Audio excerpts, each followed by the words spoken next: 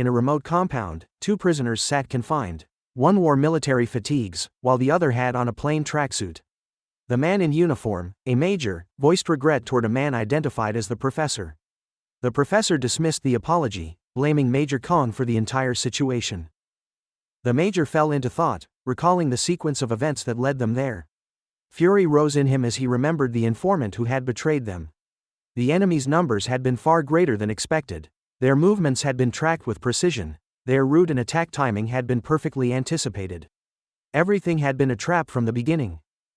Metallic noises echoed from beyond the cell door. Moments later, the door opened, and a guard tossed another soldier inside. The newly arrived man was Sergeant Gisu. The major rose at the sight, angered by the rough treatment. He insulted the guard, who responded in a foreign language, then struck Major Kong with the butt of his rifle. The guard's dark skin suggested that the facility could be located somewhere in a conflict zone on the African continent. Gisu checked on Major Kong, addressing him as Kong Ham-chan. Kong reassured him that he was fine and asked about the other troops. Gisu replied that they had been taken away, although he didn't know where. Another clank followed outside the cell. A guard opened the door again, only to fall unconscious, hit from behind. A young man stepped into view, asking for Kong Ham-chan in fluent Korean. Kong was startled to hear his native language in such a place and asked who he was. The stranger simply said he was there to rescue them. The three of them began to move. As they passed through the corridor, several unconscious guards lay scattered across the floor. Kong, surprised, questioned the young man about his division and backup. The stranger calmly stated that he was alone and could not share further details. Kong was stunned. The idea that one person had accomplished this alone, and silently, was hard to grasp. As they approached another door, a guard stepped out and reached for his weapon. Kong readied himself, but the stranger moved first. In seconds, he struck the first guard twice and brought down the second with a precise knife throw. After neutralizing the threat, the stranger told them to move faster. He would deal with any enemies ahead. Kong, slightly irritated at being treated like baggage, followed reluctantly. The stranger advanced with sharp efficiency, effortlessly disabling every enemy he encountered. Soon, Kong warned that a large group of enemies lay around the next corner and offered his help. The stranger ignored the suggestion, leapt forward, and eliminated all threats without a sound. Kong was left stunned by his lethal precision. Though impressed, he noted that the stranger's ruthlessness revealed a disregard for life. It was evident he was not from the military. They eventually emerged outside. The stranger instructed them to wait for 1 minute. Kong, confused, turned to see the rest of their comrades catching up, clearly exhausted. It became obvious that the stranger had been guiding both groups at once. Kong observed his rescuer more closely. His Korean was slightly awkward, but understandable. His eyes were dark, almost unreadable. Kong asked if he was Korean. The young man didn't answer right away. After a short pause, he simply announced that time was up and they began moving again. Eventually, they reached a clearing. The rest of their captured unit was already there, safe and relieved. They had also been rescued by the same stranger and instructed to wait. The young man stated that their paths now diverged. He pointed southwest, saying they would find allies waiting. Kong thanked him. The stranger replied that there was no need, he had simply fulfilled a request. Kong guessed correctly that the boy was a mercenary. Still, he extended a hand in gratitude, saying the thanks were deserved regardless. As the stranger considered the handshake, a sudden explosion erupted from the bushes nearby. He shouted for everyone to take cover. Mortar fire landed close by, shaking the ground. Kong was thrown off balance but survived. He scanned the area and saw that his people were unharmed.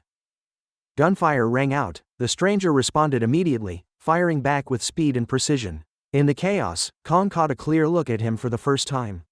Shock hit him. This cold, efficient killer was just a teenager. 6 months passed. Outside a quiet school building, students gathered as a teacher introduced a new classmate. Standing at the front was the same young man who had saved the soldiers. His name, now spoken aloud for the first time, was Yu Ijin. Inside the school, Dayun found herself lost in thought, reflecting on her brother. Her thoughts were interrupted when a classmate entered loudly, gushing about a handsome new student. From the way the others talked, Dayun quickly realized they were referring to Ijin, her brother, the same brother she believed had died years ago in a plane crash. As memories overwhelmed her, she spotted Ijin standing near their grandfather, who gently touched Ijin's face while holding back tears. The moment felt surreal. Dayun hesitated, still unsure if the boy in front of her was truly her brother. Ijin looked at her, smiled softly, and called her by name, confirming her suspicions. Before she could gather her thoughts, a classmate approached and scolded her for ignoring her. The girl demanded Dayun's gym clothes, insisting she needed them later. Dayun responded that she brought them but asked what she herself would wear. The girl, irritated by Dayun's defiance, struck her on the head and mocked her, threatening to beat her until she cried again. It was clear this was not the first time she had bullied Dayun. Elsewhere in the school, Ijin stood in front of his new class while the teacher introduced him. The students were told he had been living abroad and asked to help him adjust. Many of the girls were already charmed by his presence. The teacher directed him to an empty seat, and Ijin began walking toward it. As he passed a student with red hair wearing an orange tracksuit, the student glared at him with irritation. He resented the attention Ijin was receiving and attempted to trip him. However, Ijin noticed the attempt immediately and stopped mid-step, locking eyes with the boy. This surprised the student, who believed his timing had been flawless. Ijin remembered the advice from Kong, Major Kong, who had helped guide him. Kong had told him to avoid fighting while living in Korea. Ijin had agreed, stating he would not act without understanding the environment and had no intention of risking his life unnecessarily. With a decade of experience on the battlefield, he considered himself a professional. Kong, however, had warned him more out of concern for others than for Ijin himself. The teacher noticed Ijin had stopped walking and asked why. Ijin apologized and continued to his seat. The student who had tried to trip him commented that he must be scared, but Ijin paid him no attention.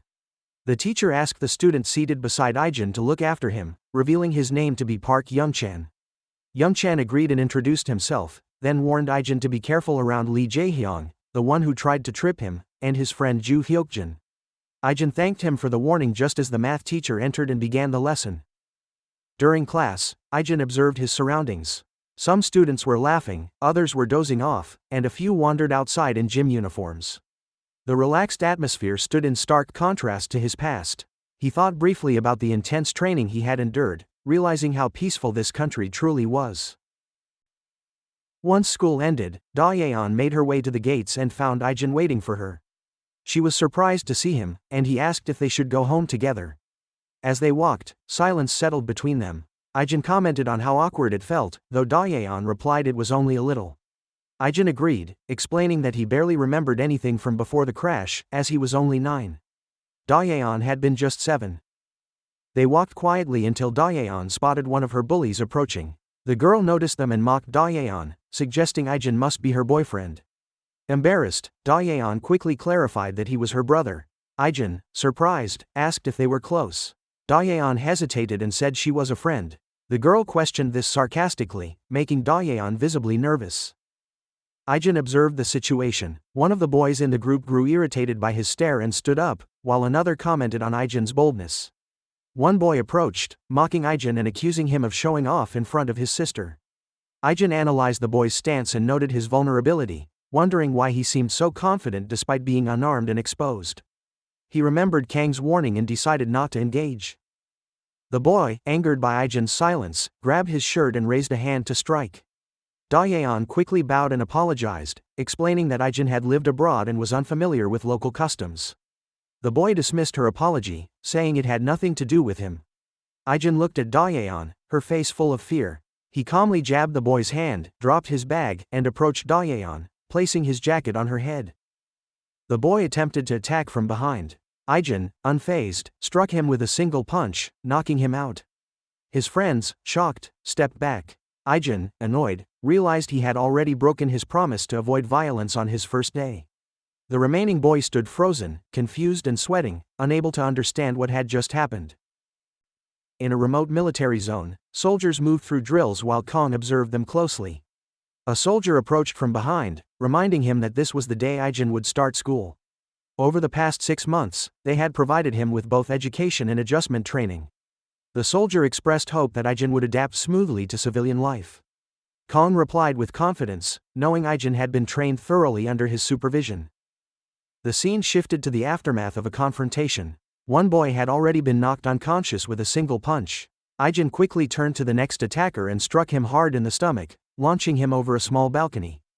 He collapsed instantly. The girl who had been with the group watched in disbelief. Ijin cast a chilling glare at her as he walked past. Dayun, still holding the blazer he had placed on her earlier, watched in silence. The two boys who had threatened her were now unconscious. Ijin approached and asked if she had been startled, then offered to buy her something to eat. Dayun declined politely, saying it was unnecessary. Ijin suggested they head home. As they walked, the girl who had witnessed everything stared at Ijin, trying to reconcile his gentle treatment of Dayun with the brutal ease in which he had handled her attackers. His quiet strength left her speechless. During the walk home, Dayun asked if he had truly knocked out both boys.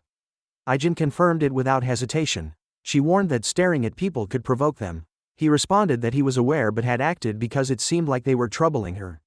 Her face flushed at his words, leaving her flustered. Back at home, their grandfather pleaded with Ijin to rest and eat fruit while he took care of the dishes. Ijin, however, insisted on doing them himself. While he washed up, his grandfather expressed hope that the meal had been satisfying. Ijin assured him that it always was, and that he genuinely appreciated the effort put into the food. The compliment brought a smile to the old man's face. After dinner, their grandfather asked about Ijin's first day at school.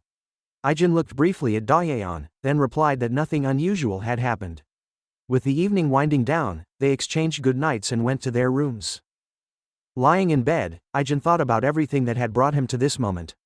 He recalled how warmly his grandfather had welcomed him, especially the generous meals that filled their table. Sleep eventually took him, but it brought no peace. In his dream, memories of the plane crash surfaced. He remembered his parents shielding him as the aircraft plunged toward disaster. He woke suddenly, heart racing, relieved it had only been a dream. Stepping out of his room, he found Dayun preparing breakfast. Their grandfather was gone, having already left for work. Dayun quickly got ready to leave as well, rushing out the door. Ijin looked at the food on the table, noticing it was mostly leftovers from the previous night. Meanwhile, the girl who had watched the fight told Hyojin, the same girl who bullied Dayun, about what had happened. She explained that the boy who had knocked out the group was Dayun's brother. After Ijin and Dayun had walked away, Hyojin encountered the beaten students and demanded to know what had happened. The girl began to question whether continuing to bully Dayun was a good idea. Ijin's stare lingered in her mind, a reminder of what he was capable of. Still, she reassured herself, believing that Hyojin's brother was strong enough to handle anything. Back at school, Dayun was struck across the head. Hyojin ordered her to follow, dragging her outside the school building. There, Hyojin began to beat her, accusing her of acting out and warning that her brother's life was about to become difficult too. She implied that her brother had already gone to confront Ijin. Dayun, horrified, screamed in protest, which earned her another slap. Dayun broke free and sprinted toward Ijin's classroom. Inside, Hyojin's brother and his group were already confronting him. Just before they could act, Dayun burst in and called out for her brother. Ijin looked up and saw her face, red from the slap, her uniform soiled from the attack. His expression darkened immediately, eyes turning cold and predatory. Hyojin's brother scoffed, mocking Dayun's concern for Ijin. Hyojin appeared in the doorway, mocking the situation further. She claimed even she would worry if her brother was about to be beaten, but judging by Ijin's look, it was clear nothing was going to end in their favor. A short while before the confrontation, Lee Jaehyung and Ju Hyokjin were harassing Park Youngchan in class. They tossed erasers at his head, laughing each time they hit their target. Hyokjin then demanded a larger eraser from a nearby student, who handed it over without protest.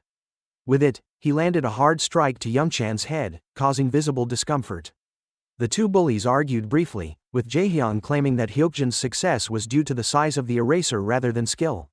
Seeking to prove his point, he picked up an even harder one and hurled it. Before it could strike, Ijin stepped in, using his backpack to shield Youngchan. The bullies looked irritated by the interference. Once Ijin took his seat, they whispered among themselves, deciding to confront him after school to teach him a lesson.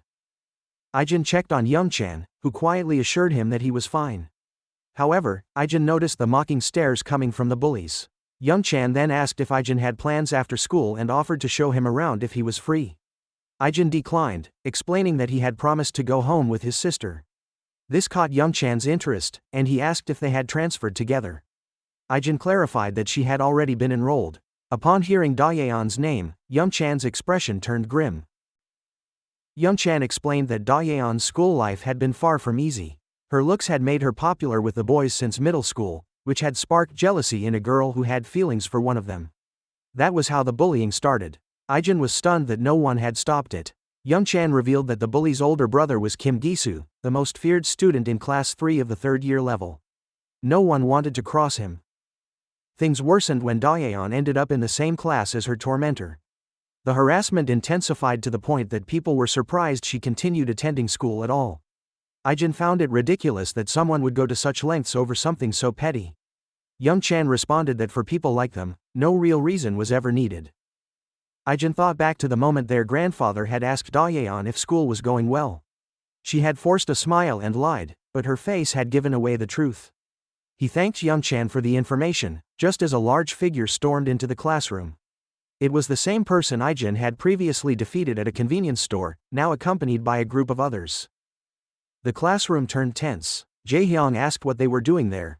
Kim Gisu answered, stating that he had business to settle. His followers pointed directly at Ijin. Gisu scolded them for losing to someone who looked so weak, then called Ijin over. Ijin stood and asked if he was Kim Gisu, catching him off guard. Gisu grew annoyed and ordered a lackey to bring Ijin over.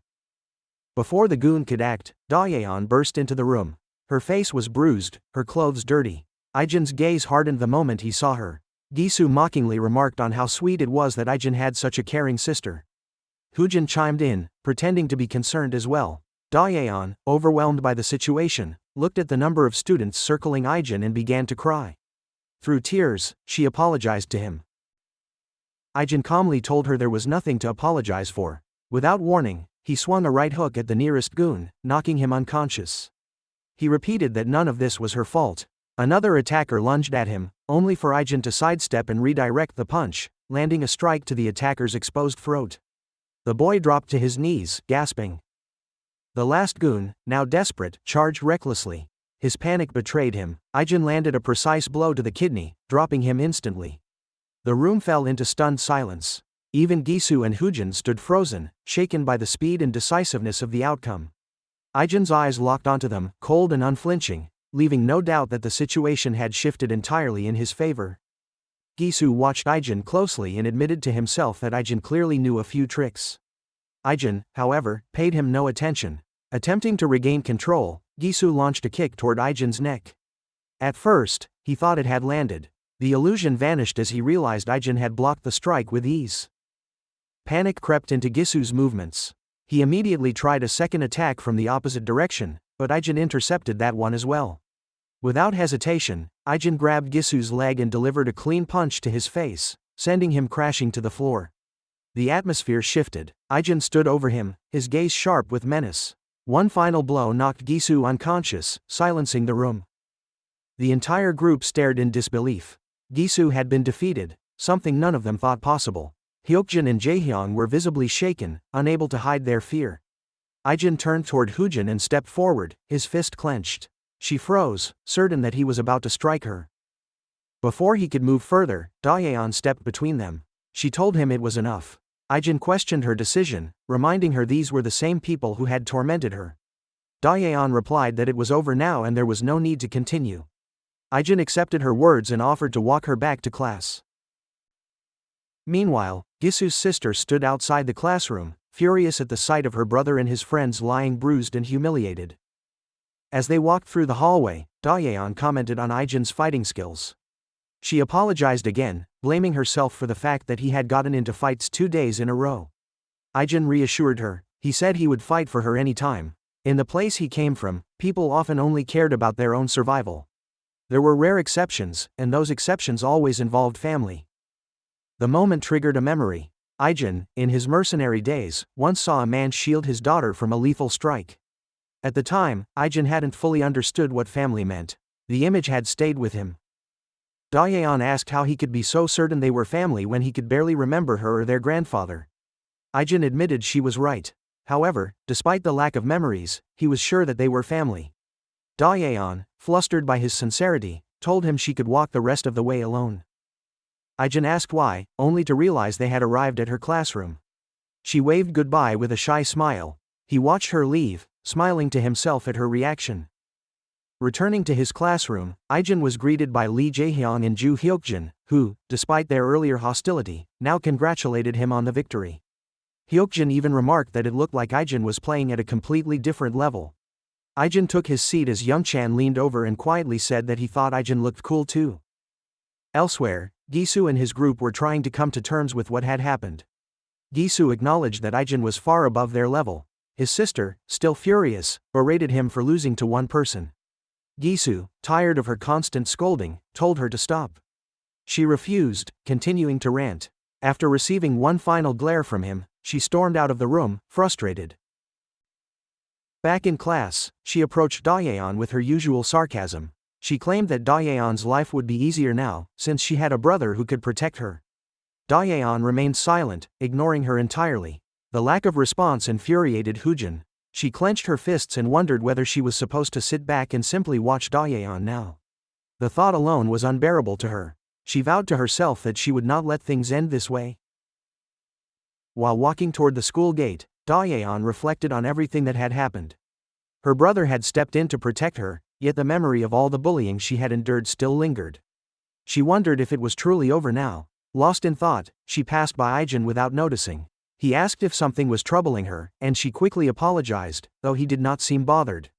She suggested they stop by the store to buy a few items, knowing their grandfather liked dinner ready before he returned home. Behind them, Hyojin watched with narrowed eyes and a twisted smile, clearly planning something. Inside the store, Dayun noticed how other girls were whispering about Ijin, captivated by his appearance.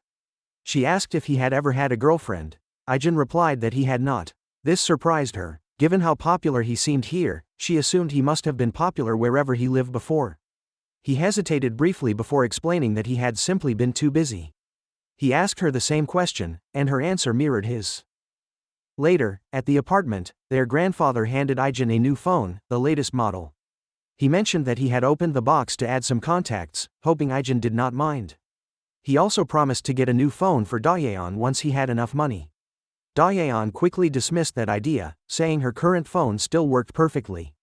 As they chatted, Ijin expressed his gratitude, which made their grandfather visibly happy. In his room, Ijin smiled while holding the new phone. He sent a message to Lieutenant Kong, who, upon receiving it, was confused. He had already bought Ijin a high-end phone that same morning. After finishing his shower, Ijin stepped out and saw Dayun hurrying toward the door. She was running late and explained that she had prepared a meal for him. She also shared that she had remade their grandfather's soup because he enjoyed it so much the previous night. Thinking about that moment of appreciation warmed her heart. However, her morning took a dark turn. A group of girls ambushed her, one of them kicking her to the ground. Dayun apologized, but a slap came in response. One of the girls suggested they all go to karaoke, and another crouched beside Dayun, insisting she come too. From the voice and the blonde hair, Dayun recognized the girl as Hyojin. At the karaoke building, only 3 of them exited after the session. A worker nearby commented on how energetic they had sounded. When he opened the booth to clean, he was shocked to see Dayun lying on the floor, bruised and bloodied. She refused his offer to call for help and left in silence, barely able to stand. Back at school, the teacher began roll call. Dayun was absent. Hyojin noticed and smiled to herself. One of her companions asked if things were going to be all right, but Hyojin dismissed the concern. She was certain that Ijin would never find out what happened. Outside the school gate, Ijin waited for Dayun. When she failed to appear, he called her. There was no answer. At home, he noticed her shoes at the entrance. He knocked on her door and asked if she was all right. Her voice came out hoarse. She claimed to be sick, and Ijin, sensing her hesitation, did not press further. As he turned back toward the living room, something caught his eye. Her shoes were still in the same place, but this time he noticed a dark stain. There was blood on them. His expression shifted instantly. The warmth drained from his eyes, replaced by a familiar, ice-cold stare. Inside the dimly lit room, Ijin carefully treated Dayun's injuries. Though she remained composed, it was clear he had forced his way in out of concern. She claimed the wounds came from falling down a flight of stairs while dodging a cyclist. Ijin asked if she wanted to visit the hospital. She refused, knowing the truth behind her bruises would eventually come to light. A brief memory surfaced, one that marked the beginning of the torment.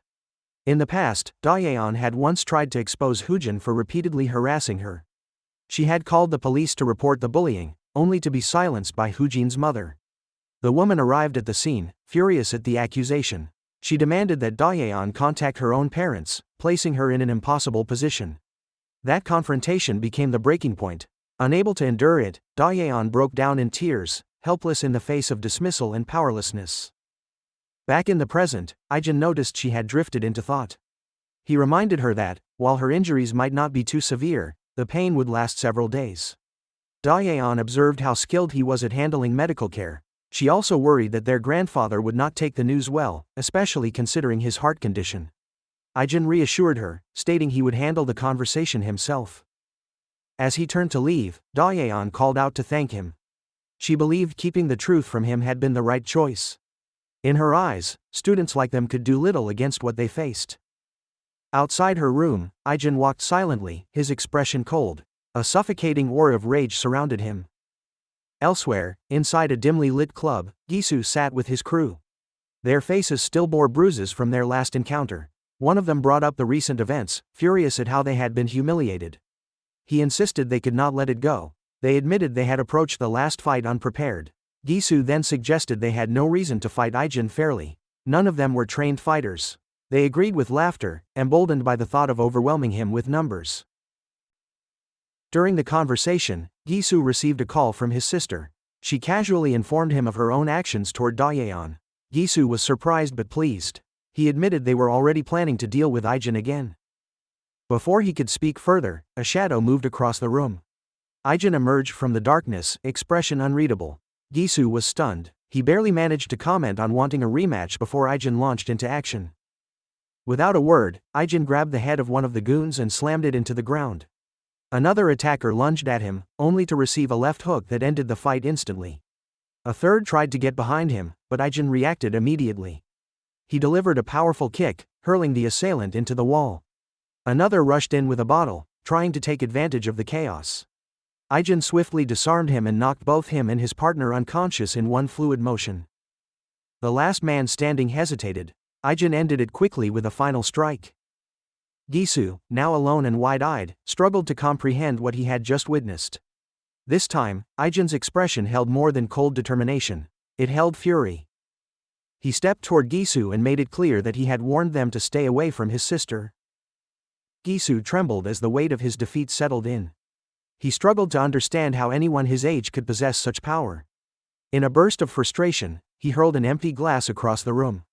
It shattered harmlessly against the wall, far from Ijin. Fueled by desperation, he seized a bottle and charged, only for Ijin to disarm him effortlessly. In a blind rage, Gisu smashed the bottle, its jagged edge now a crude weapon. Without hesitation, he lunged forward, attempting to strike. Ijin moved with precision, sidestepping the attack and grabbing Gisu by the throat. His grip tightened, a crimson light flickered in his eyes as he issued a final warning. If Gisu dared to cross the line again, the consequences would go far beyond what he had just experienced. After releasing his hold, Ijin let Gisu collapse to the floor. Without another word, he turned and walked out of the bar, leaving a room full of stunned onlookers in silence. Outside, Ijin arrived in a hurry, confused by her brother's sudden end to their call. Her eyes caught movement as Ijin emerged from the stairwell. Panic set in immediately. She took a step back, then another, until she tripped and fell, landing awkwardly. The impact dislocated her hand, leaving her groaning in pain. Before she could react further, Ijin's phone rang. Seeing the name on the screen, he turned away and answered it, walking off without acknowledging her presence. Ijin dragged herself inside the bar. Her shock deepened when she saw the state Gisu was in. Still bruised and dazed, he avoided her eyes. She lashed out again, demanding to know how he had lost so easily. This time, Gisu had no interest in her taunts. He warned her not to touch Dayun again. His voice cracked with frustration as he shouted her full name, silencing her completely. The message was clear: if she ever harmed Ijin's sister again, he would no longer hold back, even if she was his own blood. Elsewhere, Ijin sat on a bench beside his grandfather. The two shared a moment of rare calm. His grandfather confessed the challenges he faced raising Dayun. As a man who never had a daughter, he admitted he often felt unsure, constantly questioning whether he was doing enough. Looking down, he said that Dayun had done far more for him than he ever could for her. After the death of Ijin's parents, it was Dayun who kept him going. She brought warmth back into a home that had grown cold with loss. What hurt him most was how distant she had become. He sensed she no longer confided in him and feared that he had failed her. Ijin listened quietly, then offered reassurance. From what he had seen, it was obvious that their grandfather loved Dayun deeply. Even if she kept things to herself, she loved him too. His words brought a quiet comfort to the old man, a moment of clarity that softened the years of guilt. Before they parted, Ijin promised to watch over her at school. Hearing that, his grandfather smiled with relief. He expressed how grateful he was to have Ijin back, saying nothing else in the world could compare to the comfort of knowing he was home again. Inside the hospital room, Gisu and Hoojin sat in silence as their parents stood nearby. Their father, calm despite Gisu's injuries, expressed no surprise at his son's condition, remarking that Gisu often caused trouble. This response irritated their mother, who grew frustrated at her husband's indifference toward their children's injuries. After a brief exchange, the parents left the room, leaving Gisu and Hoojin behind. During their conversation, it became clear that Hoojin was the one who informed their parents about what happened. When Gisu questioned whether it was really Ijin who injured her arm, Hoojin insisted it was, though her nervous expression and hesitation hinted at dishonesty. As they exited the hospital, Hoojin warned her brother to prepare for what would come next, claiming they would make Ijin regret crossing them. Elsewhere, their parents continued the discussion while walking through the hospital corridor. The mother revealed she had contacted a man referred to as Chief Cha.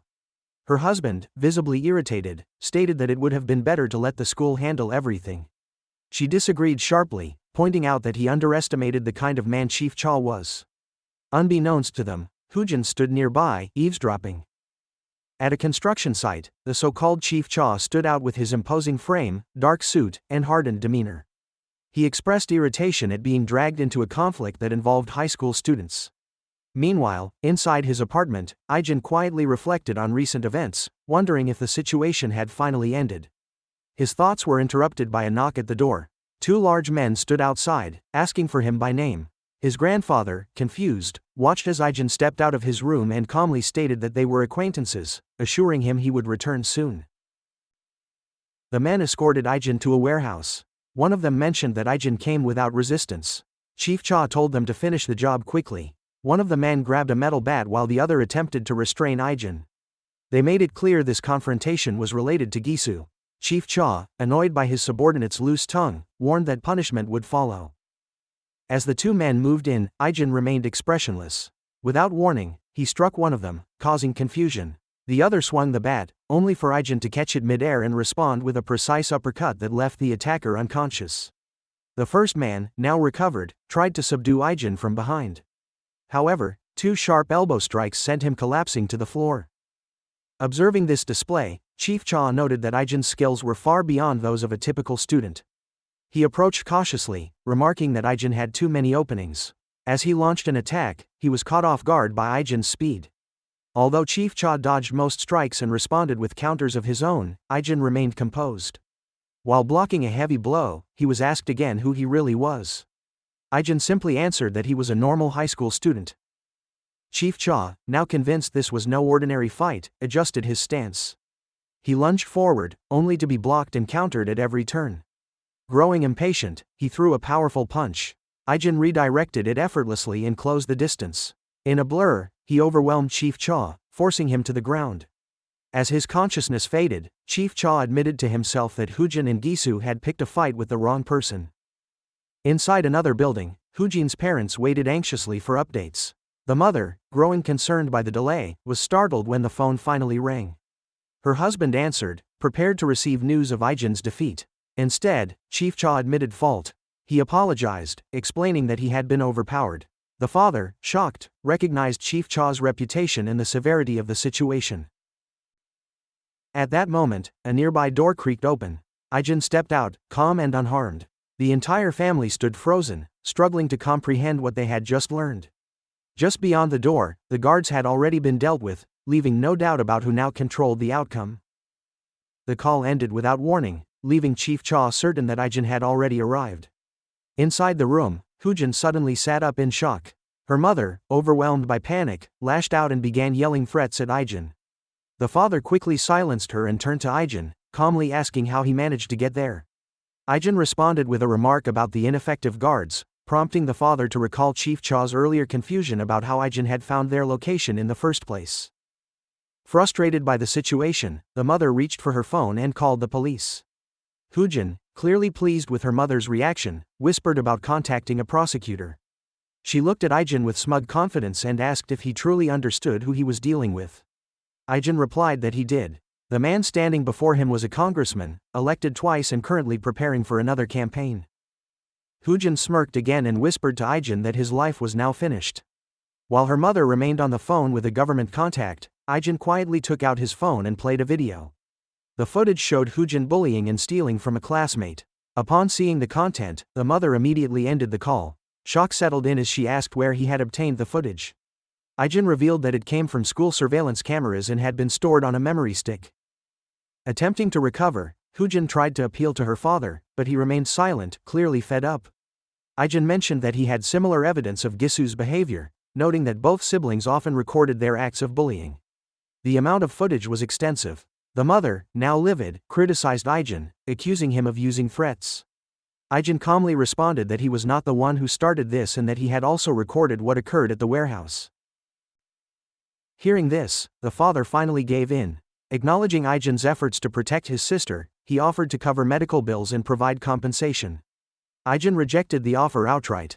What he wanted was not money. Instead, he asked if the siblings would apologize. Hoojin immediately declared she would rather bite her tongue. Ijin dismissed the idea of an apology as well and demanded that both Gisu and Hoojin permanently stay away from Dayun. Cornered and defeated, the father agreed. He promised to send the siblings overseas, a decision that left Hoojin and her mother devastated. Ijin stated he wanted them gone by the next day. Hoojin broke down in tears at the thought. The father, trying to salvage the situation, asked for the footage. In response, Ijin's eyes turned cold. His piercing glare made it clear that he would not hand anything over. The father backed down and apologized. Later, Ijin returned home where his grandfather and Dayun welcomed him with concern. His grandfather mentioned that the men who came earlier gave off a dangerous aura. Dayun added that they left a bad impression. Ijin told them not to worry and asked Dayun how she was feeling. She responded that she was doing better. He told her she would not be falling down the stairs anymore, though she looked confused by the remark. The following day at school, Dayun stood with Ijin outside her classroom. She thanked him and said he no longer needed to walk her there since she was nearly recovered. She entered the classroom, where she overheard the news that Hoojin and Gisu were transferring overseas. Her classmates reacted positively, clearly relieved. As the realization sank in, Dayun remembered what Ijin had said the day before. She quickly ran into the hallway, where he was still standing. She called out to him but found herself unable to speak. Her emotions surged, yet no words came. Ijin looked at her gently and offered a quiet smile before walking off. That small gesture overwhelmed her, and tears streamed down her face. Inside a karaoke lounge, Hoojin's group of friends sat together, wondering if the rumor about her moving abroad was true. Their attention shifted to Ayoung, a classmate of Hoojin, who speculated that the move seemed likely. Ayoung pointed out that Hoojin had stopped responding to messages, which made her suspect it had something to do with Ijin. The uncertainty in her voice hinted at a growing fear. Moments later, Hoojin entered the room, surprising everyone. When asked if she was truly leaving, she replied that it was only for one semester. She appeared confident that her father would handle everything. Avoiding the truth, she claimed it was a private family matter. Admitting that Ijin was the cause of her departure was not something she intended to do. When one of the girls brought up Ijin again, asking if her brother had resolved the issue, Hoojin dodged the question. Instead, she suggested they teach Dayun another lesson. She even mentioned targeting their grandfather, proposing to contact her mother and get him removed from work. The others hesitated, but her words carried a vengeful edge. Suddenly, a masked figure appeared behind them, cutting the conversation short. Ijin had entered the room unnoticed. Hoojin jumped up and called out his name, but he feigned ignorance, pretending not to know who she was referring to. He commented on their conversation, finding it quite entertaining, and noted that all the girls in the room were present in the video showing Dayun's assault. The group froze in fear. Ijin, unbothered by their panic, asked if they planned to sing any songs, remarking on how they seemed to enjoy being loud. As he closed the door behind him, his expression shifted, revealing a darker intent. Meanwhile, at the hospital, Gisu remained under care. His parents visited, asking about Hoojin's whereabouts. Gisu explained that she had gone to say goodbye to her friends.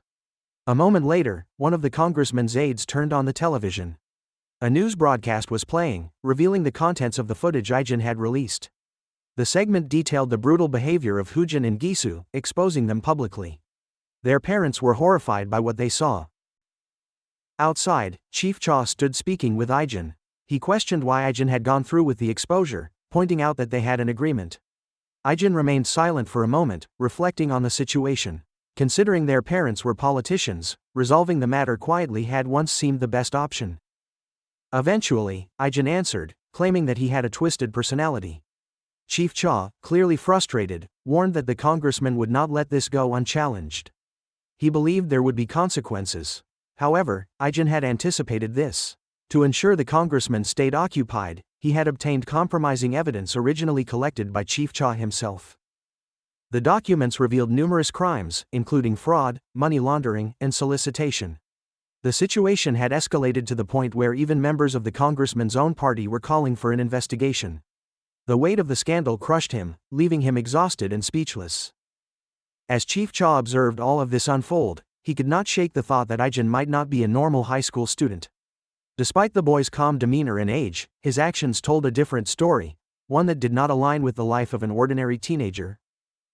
After school started the next day, Ijin stood by a window, quietly observing the school grounds.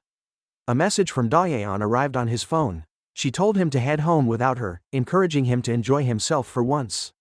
He read the message in silence, unsure of how to respond to such freedom. Youngchan soon approached and asked if Ijin had any plans. Since he had none, Youngchan suggested they hang out together, and Ijin accepted the idea.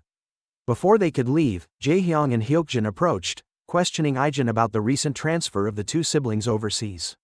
He denied involvement, although the rumors insisted otherwise. According to circulating gossip, Ijin had stormed Gisu's base and defeated everyone there. They invited him to join their group, attempting to recruit him after hearing of his rumored strength. Ijin declined, stating that he already had plans with Youngchan. Their attention then turned to Youngchan, their gaze unsettling. With a false friendliness, they insisted all of them should hang out together. Youngchan hesitated but eventually agreed, uncertain if he would be included or singled out like before. The teacher entered the classroom shortly after, introducing two new students. One was a strikingly beautiful girl, the other a tall, composed boy. Youngchan recognized them immediately. The girl, Sin Yeona, was the granddaughter of the SW Group's chairman, the largest corporation in the country. The boy, Ko Sokju, was her childhood companion, raised to be her secretary and protector. The teacher informed the class that both students had studied in America for 2 years and would now be joining them. Jaehyung and Hyokjin looked visibly annoyed, already regretting the arrival of what they considered troublesome classmates.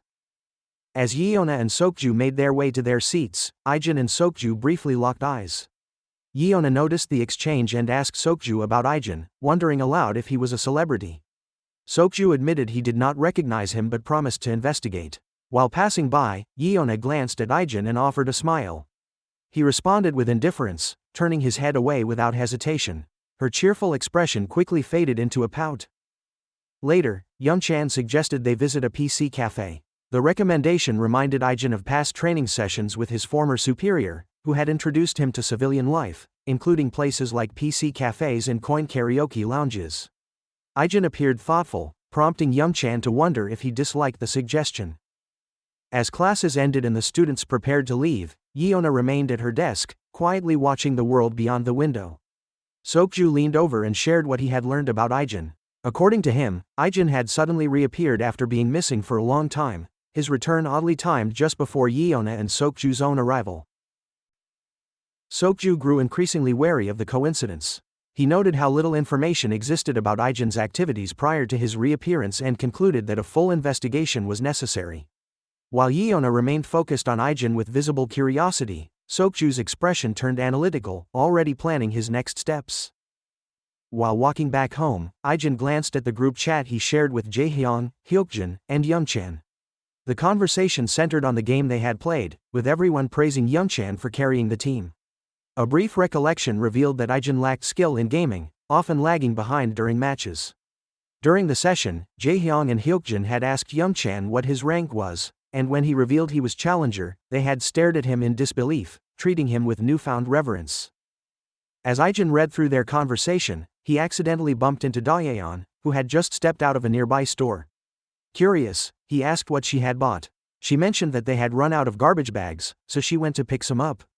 He offered to carry the bags for her, though she declined, explaining they were not heavy. Dayun then asked how his day went and where he had been. Ijin shared that he had visited a PC cafe. In turn, he asked how she was doing at school. She responded that things had been going smoothly and that, for once, she felt at ease among her classmates. They continued walking as Dayun asked if he had eaten dinner. She mentioned she had not yet eaten since she always waited for their grandfather to return before starting. Although Ijin had already eaten a little with his friends, he still agreed to join them, not wanting to miss the family meal. During dinner, Ijin and their grandfather complimented Dayun's cooking. Their grandfather remarked that her culinary skills had improved significantly. Despite the warm atmosphere, Ijin found himself thinking back to the brutal past he had lived before returning home. Later that night, inside his room, he received a call from Major Kong. The man asked how he was doing and whether any issues had come up. Ijin paused for a moment, causing concern on the other end. Major Kong feared he had gone too far and possibly hurt someone. Ijin reassured him that there had been a small issue, but he had resolved it quickly. Major Kong reminded him that if anything ever became too difficult, he should not hesitate to call. The next day at school, Young-chan chatted with Jae-hyung and Hyukjin about Ijin. The topic soon turned into a hypothetical match between Ijin and Sokju. They speculated about who would win in a fight. Hyukjin pointed out that Sokju had once taken down 30 people by himself without receiving a single scratch. Based on that, they concluded that Ijin would not stand a chance against someone like Sokju. Later, inside the school, Ijin came face to face with Sokju. The atmosphere grew tense as Sokju began questioning him about his identity. He asked about what had happened with Gisu and Hyujin. Ijin responded that there had been some friction, though their sudden transfer had nothing to do with him. Sokju then revealed something more unsettling. He had looked into the school that Ijin previously claimed to have attended and found no records of any student by his name. Elsewhere in the school, Dayun got tapped on her shoulder. After looking back to see who tapped her, she was shocked and also happy to see that it was Yeona. Inside the break room, the conversation shifted toward Ijin. Yeona mentioned that she had no idea Dayun even had a brother. According to what she heard, most believed he had died alongside their parents 10 years ago. Only 6 months prior did they learn he had survived. A brief memory returned to Dayun, the moment their grandfather, in tears, had broken the news to her. Yeona found it strange that Ijin never contacted anyone during that long absence. The explanation given was memory loss caused by the incident, with memories only returning recently. Clearly, this was a fabricated story to shield Ijin's real past. Although Yeona smiled through it, she remained suspicious. She acknowledged that their grandfather must have been thrilled by Ijin's return. Dayun confirmed this, explaining that he had even taken cooking lessons to prepare for his grandson's arrival. Yeona's tone shifted. She asked if Dayun was completely sure Ijin was really her brother. Instead of answering directly, she questioned whether a DNA test had been done. Dayun replied that one must have been completed before he was sent to them, and their grandfather had no doubts since Ijin resembled his childhood appearance. Despite this, Dayun could not help but wonder why Yeona was suddenly so interested in Ijin. Yeona avoided the question and instead asked if Ijin had a girlfriend. Elsewhere, the earlier confrontation between Ijin and Sokju replayed in memory. Sokju had accused Ijin of forging school records. His investigation revealed that the school Ijin claimed to have attended had no record of him. Ijin had asked for concrete evidence, surprising Sokju. It became clear that Sokju only had verbal confirmation, not written proof.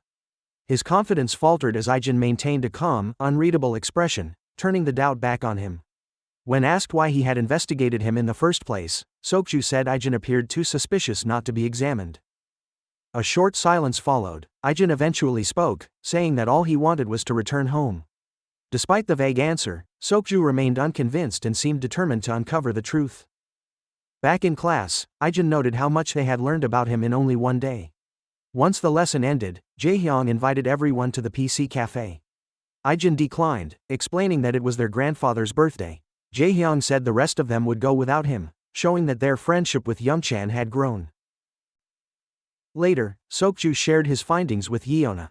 He revealed that Dayun had suffered bullying from Hyujin for 2 years and speculated that Ijin was responsible for dismantling Gisu's gang on 2 separate occasions. Yeona chuckled at the idea. It felt like a fantasy, an older brother returning after years to save his sister. Yet, in contrast, her own siblings seemed eager to see her fail. A somber smile crossed her face as she remarked that if Ijin truly had come for her, he should have done so more discreetly. Sokju agreed. Their discussion shifted to the insurance payout their grandfather received after the plane crash. The sum had grown untouched over the years. Upon Ijin's arrival, their grandfather gave the entire amount to him. This raised Yeona's concern that Ijin might have returned solely for the money. She began to suspect Dayun could be in danger, given that they now lived under the same roof. While shopping, Dayun hesitantly asked Ijin what happened after the crash. His face immediately darkened. She quickly told him he did not need to explain, sensing the weight behind the question. He responded with a lie, claiming psychological trauma had rendered him helpless, especially in a place where he could not speak the language. He added that life had simply been busy since then. Trying to lighten the mood, Dayun mentioned that Yeona had asked if he had a girlfriend. This caught Ijin off guard. Their conversation ended when their grandfather arrived home. They celebrated his birthday together, and Dayun gave him a phone case as a gift. His voice cracked slightly as he thanked them, saying that Ijin's return was the greatest present he could have received. Suddenly, Dayun's phone rang. The caller was Yeona, who had invited her to a nearby convenience store to discuss something important. Ijin had no doubt that something was about to happen. Inside his room, Ijin sat in silence, studying everything he could find about the SW Corporation. A question lingered in his mind. Why would they go so far as to conduct a background check on him? He wondered if there was something about him that alarmed them or if it was routine for them to investigate every student who entered the school. Despite the lack of answers, he remained alert, knowing something was off. A voice broke through his thoughts. His grandfather called from outside, mentioning he was stepping out briefly to get some air. Ijin immediately suspected the true reason had to do with Dayun. Rather than let his grandfather go searching for her, Ijin offered to head out instead. He claimed he needed to visit the store and would use the chance to walk Dayun home. When asked if he had enough money, Ijin replied that his allowance was still intact. Not far away, Dayun and Yeona sat outside a convenience store, their conversation flowing easily. Most of what they spoke about involved Yeona's school activities abroad. Yeona then asked if Dayun had ever considered studying overseas. Dayun replied that she had no such plans. Leaving her grandfather alone was not an option. However, with Ijin back in their lives, her worries had eased slightly. Yeona listened while silently weighing the words Sokju had told her. According to him, all the documents concerning Ijin's identity were forged. Despite her suspicion, she could not bring herself to tell Dayun the truth. Dayun, on the other hand, felt relieved. It had been a long time since she had spoken so freely with someone. The warmth of their conversation brought her a sense of peace. From a distance, Ijin noticed the two of them and started walking toward them. Before he could reach them, Sokju appeared, stepping into his path. He asked Ijin to wait, explaining that there was no need to interrupt two people who were catching up. At that moment, the unexpected happened. A van sped into view and struck both Sokju and Ijin, sending them crashing to the ground. Dazed, Ijin looked up to see the van speeding away. Yeona and Dayun were gone, kidnapped before he could react. Rising quickly, he dashed after the vehicle, but the van had already vanished into the distance. Turning back, Ijin grabbed Sokju by the collar. His voice was sharp as he demanded to know who was behind the abduction. Sokju appeared stunned, initially believing Ijin might have played a role. After a tense moment, they released each other. Sokju reached for his phone and called someone, relaying every detail of the kidnapping. Ijin turned to leave without saying another word. Sokju blocked his path, repeating the question, was he somehow involved? Ijin's tone grew firmer. He had no time to explain, only the urgency to find his sister. Across town, Chief Cha sat inside his office, ready to enjoy a rare moment of peace. The quiet did not last long. Before he could lean back into his chair, Ijin appeared before him, his presence abrupt and his eyes filled with unspoken intent. Inside a tall office tower, a woman who closely resembled Yeona received the news of her kidnapping. The information brought some kind of relief. She questioned whether her grandfather should continue opposing that company, knowing that if he refused to yield to pressure, Yeona's life would likely be lost. Elsewhere, Chief Cha faced Ijin and Sokju, his expression shifting as he recognized the young man before him. The name was already familiar. Ijin had caught his attention, and now stood before him with a request. Ijin asked for information, stating that the granddaughter of the SW Group's CEO had been abducted. Chief Cha reacted instantly, denying any involvement. To target someone of that status would be nothing short of reckless. Ijin pressed further, revealing that his sister had also been taken. Upon hearing this, Chief Cha's tone changed. He recalled reports of foreign men asking around for a warehouse, vehicles, and even some muscle. Although he turned them down, knowing the request reeked of trouble, he had heard that another group had accepted the deal. They were said to be operating out of Incheon. Chief Cha tossed his phone to Ijin, telling him to store his number. He promised to call if his men uncovered the exact location. Ijin also requested his motorcycle, which was parked just outside. Sokju, watching the exchange, questioned how Ijin could be so willing to pursue unconfirmed leads. Ijin responded without hesitation, Yeona, being high profile, might still be safe. However, the same could not be said for Dayun. He had no intention of waiting around while her life hung in the balance. As the engine roared to life, Ijin raced down the road, urgency fueling every turn. Inside a dim warehouse, Dayun slowly regained consciousness. Realization settled in, she and Yeona had been kidnapped. Yeona immediately apologized, blaming herself for dragging Dayun into this.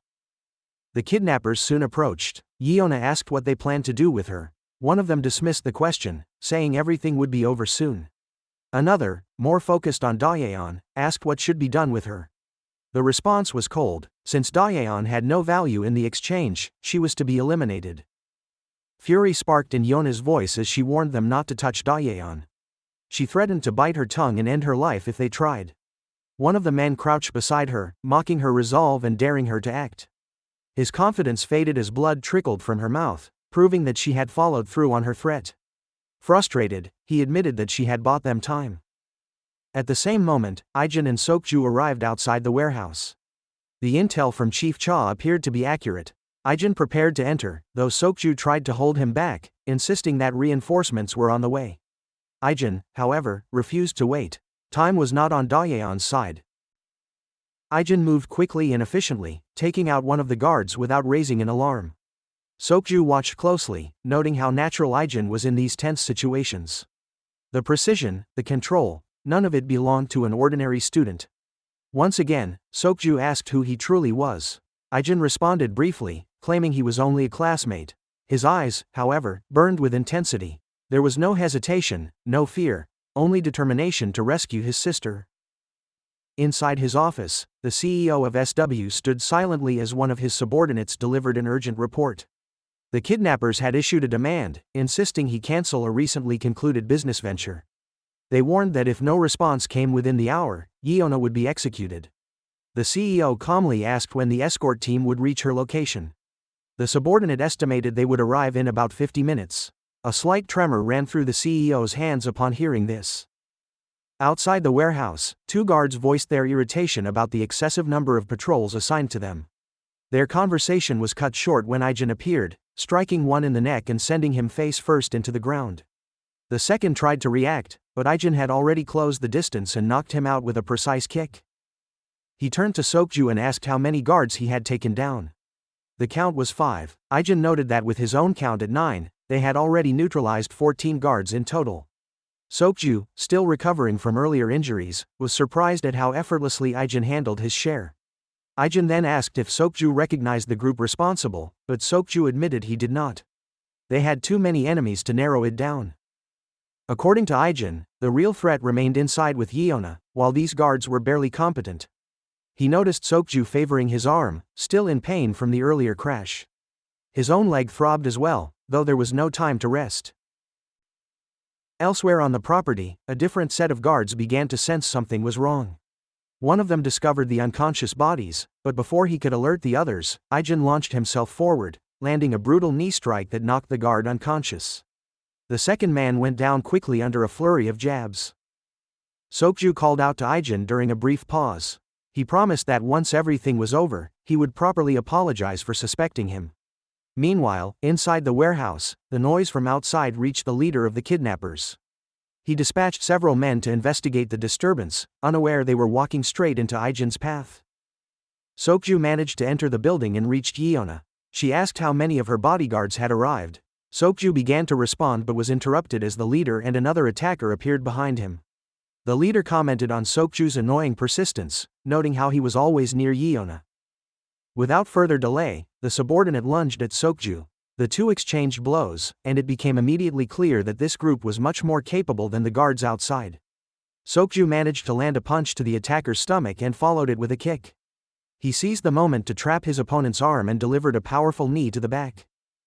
The leader observed with interest, impressed by Sokju's skills. However, the situation escalated as the attacker drew a blade and slashed Sokju 3 times. The leader gave an order to end the fight quickly. Time was running out, and they had to relocate before Yeona's escort arrived. Though wounded, Sokju tried to fight back, but the injuries had drained his strength. With a sudden move, the leader pulled a knife and hurled it toward Dayun. Yeona instinctively moved to shield her, but Sokju stepped in front of them both, taking the blade in his lower back. The leader mocked Sokju's sacrifice, calling it pointless. He then ordered his subordinate to finish them off.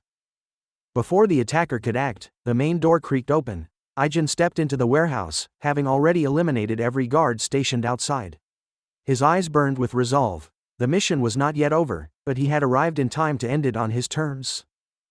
Inside Chief Cha's building, one of his subordinates questioned the decision to assist Ijin, pointing out that most of their current problems stemmed from his involvement. He also mentioned the likelihood that the Gosung cartel was behind the recent kidnapping. Chief Cha, unmoved by the concern, simply responded that Ijin's sister had been taken, and in such a case, offering help had been the only reasonable action. Within the warehouse, the leader of the kidnappers laughed mockingly upon learning that the intruder was Daeyeon's brother. He found the idea of a sibling rushing in to play hero amusing. Meanwhile, Ijin approached Daeyeon, trying to ask if she was injured. She, overwhelmed and panicked, shouted at him to leave, fearing for his safety. Nearby, Yeona stared at the chaos, deeply regretting that 2 innocent people had been dragged into her family's problems. The leader, growing impatient and aware that they were already behind schedule, ordered his subordinate to eliminate Ijin first. The man lunged toward him, though Ijin quickly intercepted the strike and redirected it. He forced the knife backward, plunging it into the attacker's own arm. Holding the weapon in place, Ijin calmly instructed Daeyeon to close her eyes. Once she did, he sliced through the attacker's arm with precision, leaving him writhing on the floor in agony. Sokju observed the technique carefully, realizing that Ijin had specifically targeted muscles and tendons to disable his opponent without hesitation. The leader, watching the situation escalate, noted that Ijin did not appear to be from any official escort force. His instincts warned him this opponent was far more dangerous. Drawing a much larger blade, the leader swung with intent to end the fight quickly. However, Ijin evaded the strike with flawless movement, beginning a series of rapid exchanges. He soon halted the leader's momentum using a palm strike to the chest, forcing a brief retreat. The leader re-engaged, though Ijin continued pressing forward. In a swift motion, he slashed across the man's arm and followed it with a sharp kick to the face. The blow sent the leader backward, his mask falling away as he stumbled. Humiliated and furious, the leader reached for a hidden handgun. As he raised the weapon, Ijin acted first, throwing his knife with unerring precision. It struck the man's upper chest, stunning him long enough for Ijin to rush in. With a final strike, he delivered a crushing palm attack that sent the man collapsing to the ground, completely incapacitated. Yeona and Sokju remained frozen, both staring at Ijin as he stood still, his presence unnervingly calm. He turned to Daeyeon and told her it was safe to open her eyes. His voice was soft now, and he offered her a small, reassuring smile.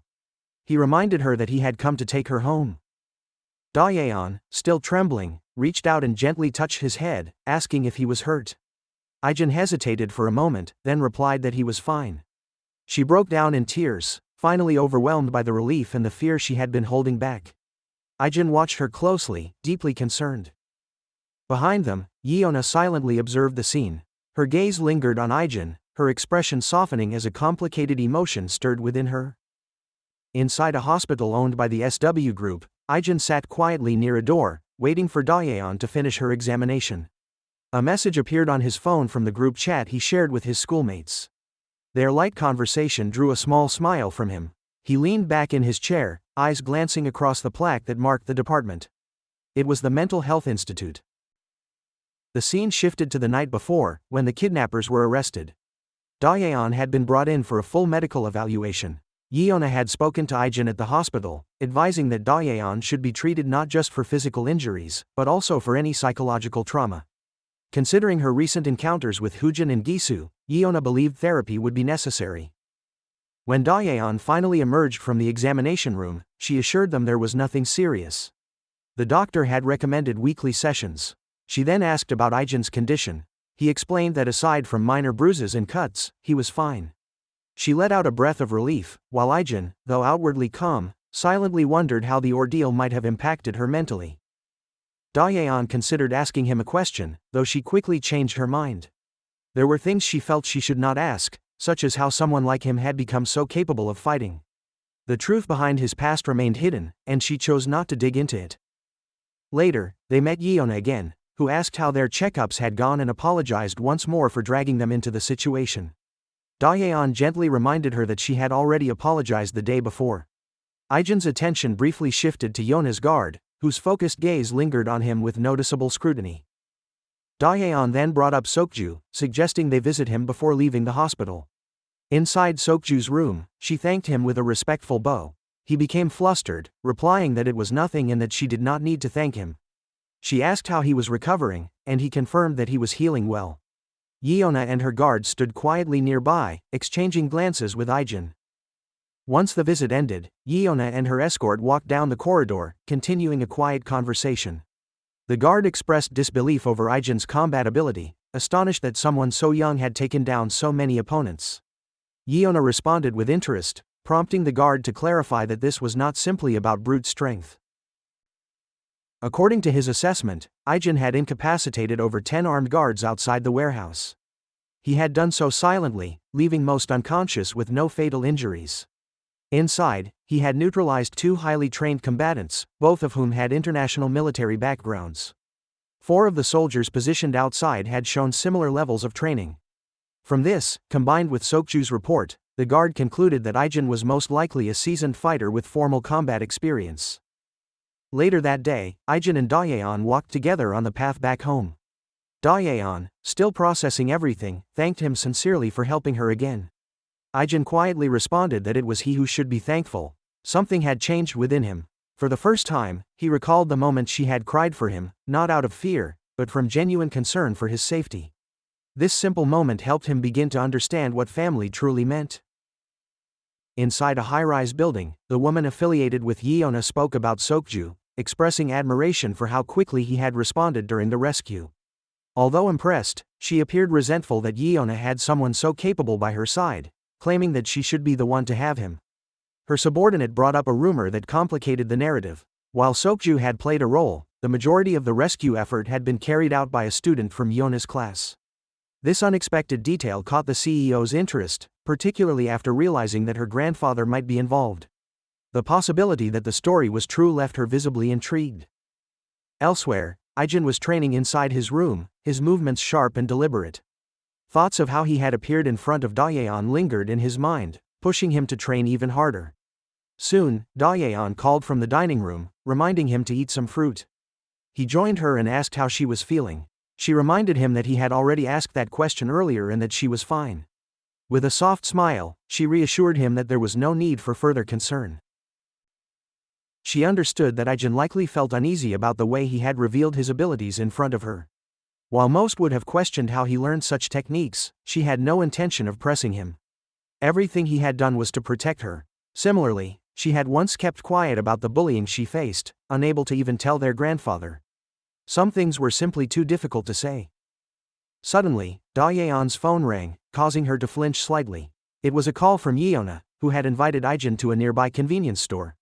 When he arrived, he noticed the noticeable increase in her security detail following the kidnapping incident. Yeona greeted him and asked him to sit. She apologized for getting Dayun involved but also expressed sincere gratitude for his efforts. He replied that he had only acted for Dayun's sake. Even so, Yeona insisted on thanking him. She added that she would no longer investigate him. His eyes grew cold at the mention of that, prompting her to explain her reasons. Given the recent threats and strange occurrences, she felt cornered and suspicious. Apparently, she had almost been kidnapped once before while in America.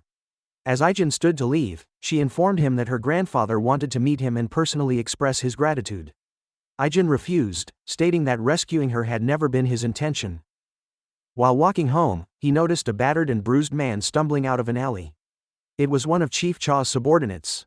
Upon recognizing Ijin, the man claimed it was his fault the cartel found them. The Gosung group had learned that he had helped Ijin, prompting them to storm Chief Cha's hideout. Inside the building, Chief Cha found himself surrounded by a swarm of armed men and their leader. The leader questioned why he continued to resist, noting that most of his men were away on vacation. Chief Cha laughed at the accusation, pointing out that despite knowing this, the leader still had not come alone. One of the attackers accused him of crossing the line by interfering with both the congressman and the Gosung cartel, claiming he had tried to educate them. This provoked the leader, who ordered his men to finish him off. They lunged, but Chief Cha moved quickly, fending off one opponent after another with seasoned precision. Despite his resistance, a blow to the back with a wooden plank caught him off guard. Though he quickly dispatched that attacker, the hit left him injured. Realizing the odds were stacked against him, he wondered if this would be the end. Thoughts of Ijin crossed his mind, and he hoped the boy had managed to save his sister. Outside, Ijin arrived on Chief Cha's motorcycle. One of the gang members tried to shout at him to leave. His words were cut short when Ijin struck him with a swift kick to the chin, silencing him instantly. Ijin arrived with a clear objective: to rescue Chief Cha. Outside the building, he quickly dispatched the remaining gang members, each taken down with precision and force. As he stepped inside, a menacing energy surrounded him, his presence radiating a calm yet terrifying focus. Within the corridors, a group of goons spotted him and immediately shouted warnings. Ijin ignored their threats. Without hesitation, he knocked one of them out in a single motion. The rest charged at him, but they fell just as swiftly. A mix of sharp punches and rapid kicks left all but one unconscious on the floor. The last tried to escape, only to be caught mid-run by a flying kick that dropped him instantly. Meanwhile, Chief Cha continued his battle against the gang leaders inside a large room. Although he fought with impressive skill, the overwhelming numbers began to take a toll on him. One of the men taunted him, suggesting he should surrender if he wanted mercy. Chief Cha refused, grinning coldly and daring them to take the fight all the way. His expression unsettled the group, though they pressed on. As the sounds of Ijin's advance echoed through the building, the group paused. Confusion spread as footsteps grew louder. Ijin emerged from the hallway, walking into the room without fear. One of the leaders scoffed at his arrival, dismissing him as just a kid. Chief Cha, surprised to see him, asked why he came. Ijin replied that he had only come to return the motorcycle. The response drew laughter from one of the leaders, who then ordered his men to deal with him. Chief Cha issued a warning, suggesting they reconsider. The leader dismissed it again, insisting no one leaves once they are caught. His words proved hollow as Ijin eliminated the approaching men with staggering ease. Panic spread among the gang as their numbers dwindled in seconds. Chief Cha then commented that there was something important he had forgotten to mention. Even he could not defeat Ijin. This truth became clearer with every second, as more gang members rushed forward only to be knocked out just as quickly. Seizing the opportunity, Chief Cha turned his focus on the remaining leaders. While they were distracted by Ijin, he launched a final offensive and brought them down one by one. After the room fell silent, Chief Cha collapsed to the floor, catching his breath. Ijin stood nearby, his knuckles bruised and bloodied. He looked down at Chief Cha and stated that the debt had been repaid. Chief Cha assumed he was referring to the information he had previously given him. Curious, he asked about Dayun. Ijin replied that thanks to that tip, they had managed to reach her in time and save her. Inside a quiet hospital room, Chief Cha's subordinate woke up in a panic, calling out for his boss. Chief Cha sat beside him, eyes tired from the events of the past days. The subordinate, confused and groggy, asked how he had ended up in the hospital. Chief Cha explained that he had been injured and took a cab there himself. When asked about the clans responsible for the attack, the Gosung and Songgu factions, Chief Cha assured him that the matter had already been handled. The subordinate then recalled his own confrontation with Ijin. Fueled by rage after the incident, he had gone out looking for him, driven by emotion rather than logic. He charged at Ijin recklessly, only to be knocked out almost immediately, landing himself in the hospital bed where he now lay. Chief Cha admitted that he had thought it was the end for both of them when cartel members kept pouring in. However, Ijin had appeared out of nowhere, taking down everyone in the area with calculated precision before leaving without a word, stating only that his debt had been repaid. The subordinate, still overwhelmed by the memory, found it hard to grasp what kind of person Ijin truly was. Chief Cha chuckled and referred to him as just a normal high school student. Later that day, Ijin participated in a casual football game at school. When the ball flew toward him, he caught it instinctively, surprising his classmates. After the game ended, his friends invited him to the PC cafe. Ijin declined for the moment, explaining that he needed to take Dayun home first. They assured him a spot would be saved and left. Meanwhile, Dayun began to think about what soup she should make for dinner once home. Her thoughts were interrupted when she overheard her classmates talking about Ijin. Several girls at the window were admiring him from afar, then rushed over to ask Dayun if he had a girlfriend. When she responded that he did not, they hurried away in embarrassment. As she exited the school gate, Dayun reflected on Ijin's growing popularity. Even Yeona often asked about him. She wondered why he was still single, thinking perhaps no one had truly caught his interest yet. Ahead, she spotted Ijin chatting with a friend near the gate. She greeted them, causing Jaehyung to fluster and return the greeting. The group moved ahead, leaving Ijin to catch up later. On their walk home, Dayun asked if he had made plans with the others. Ijin explained he would join them after stopping by the house. Dayun quickly realized he was doing it for her sake. She insisted that he did not need to escort her every time, especially since it was still bright out. She had even declined a bodyguard unit recently, not wanting to lose her sense of a normal life. Ijin agreed reluctantly but mentioned he would still walk with her occasionally, not out of worry but because he enjoyed her company. Not far from the gate, they encountered one of Yona's relatives, a cousin who had apparently been waiting. She introduced herself and expressed a desire to thank Ijin and Dayun properly, perhaps over dinner. Ijin declined politely, explaining that Yeona had already expressed her gratitude. The cousin appeared surprised at the refusal and added that she had a few questions for him. Ijin, visibly uninterested and annoyed, walked past her without a word. Her guard offered to step in, but she declined, commenting on how Ijin's attitude had been unusually direct. At the PC cafe, Young-chan excused himself to use the restroom. On his way, he accidentally bumped into a stranger, who immediately lashed out with harsh words. Young-chan apologized, but the man, clearly looking for a fight, raised his hand to slap him. Before the situation could escalate, Jaehyung stepped in and confronted the aggressor, standing firm. His intense glare alone was enough to make the man retreat in silence. Jaehyung glanced at Young-chan and urged him to hurry, knowing that Hyukjin would be upset if they arrived late. They returned to the PC cafe where Hyukjin was already waiting, clearly irritated. He questioned their delay, prompting Jaehyung to explain the situation. A student from Gosok Technical High had attempted to bully Young-chan, which had caused the hold-up. Concerned, Hyukjin turned to Young-chan and asked if he was all right. Young-chan nodded, explaining that Jaehyung had stepped in just in time. However, the problem did not end there. At the cafe's entrance, it appeared the same student had returned, this time bringing several reinforcements. The group moved toward their table, where their classmates were too absorbed in their game to notice what was unfolding. Hyukjin was the first to spot the group of unfamiliar students. The bully pointed directly at them, demanding they step outside. Young-chan's thoughts spiraled as he considered how things had escalated. He blamed himself for drawing this kind of trouble to his friends.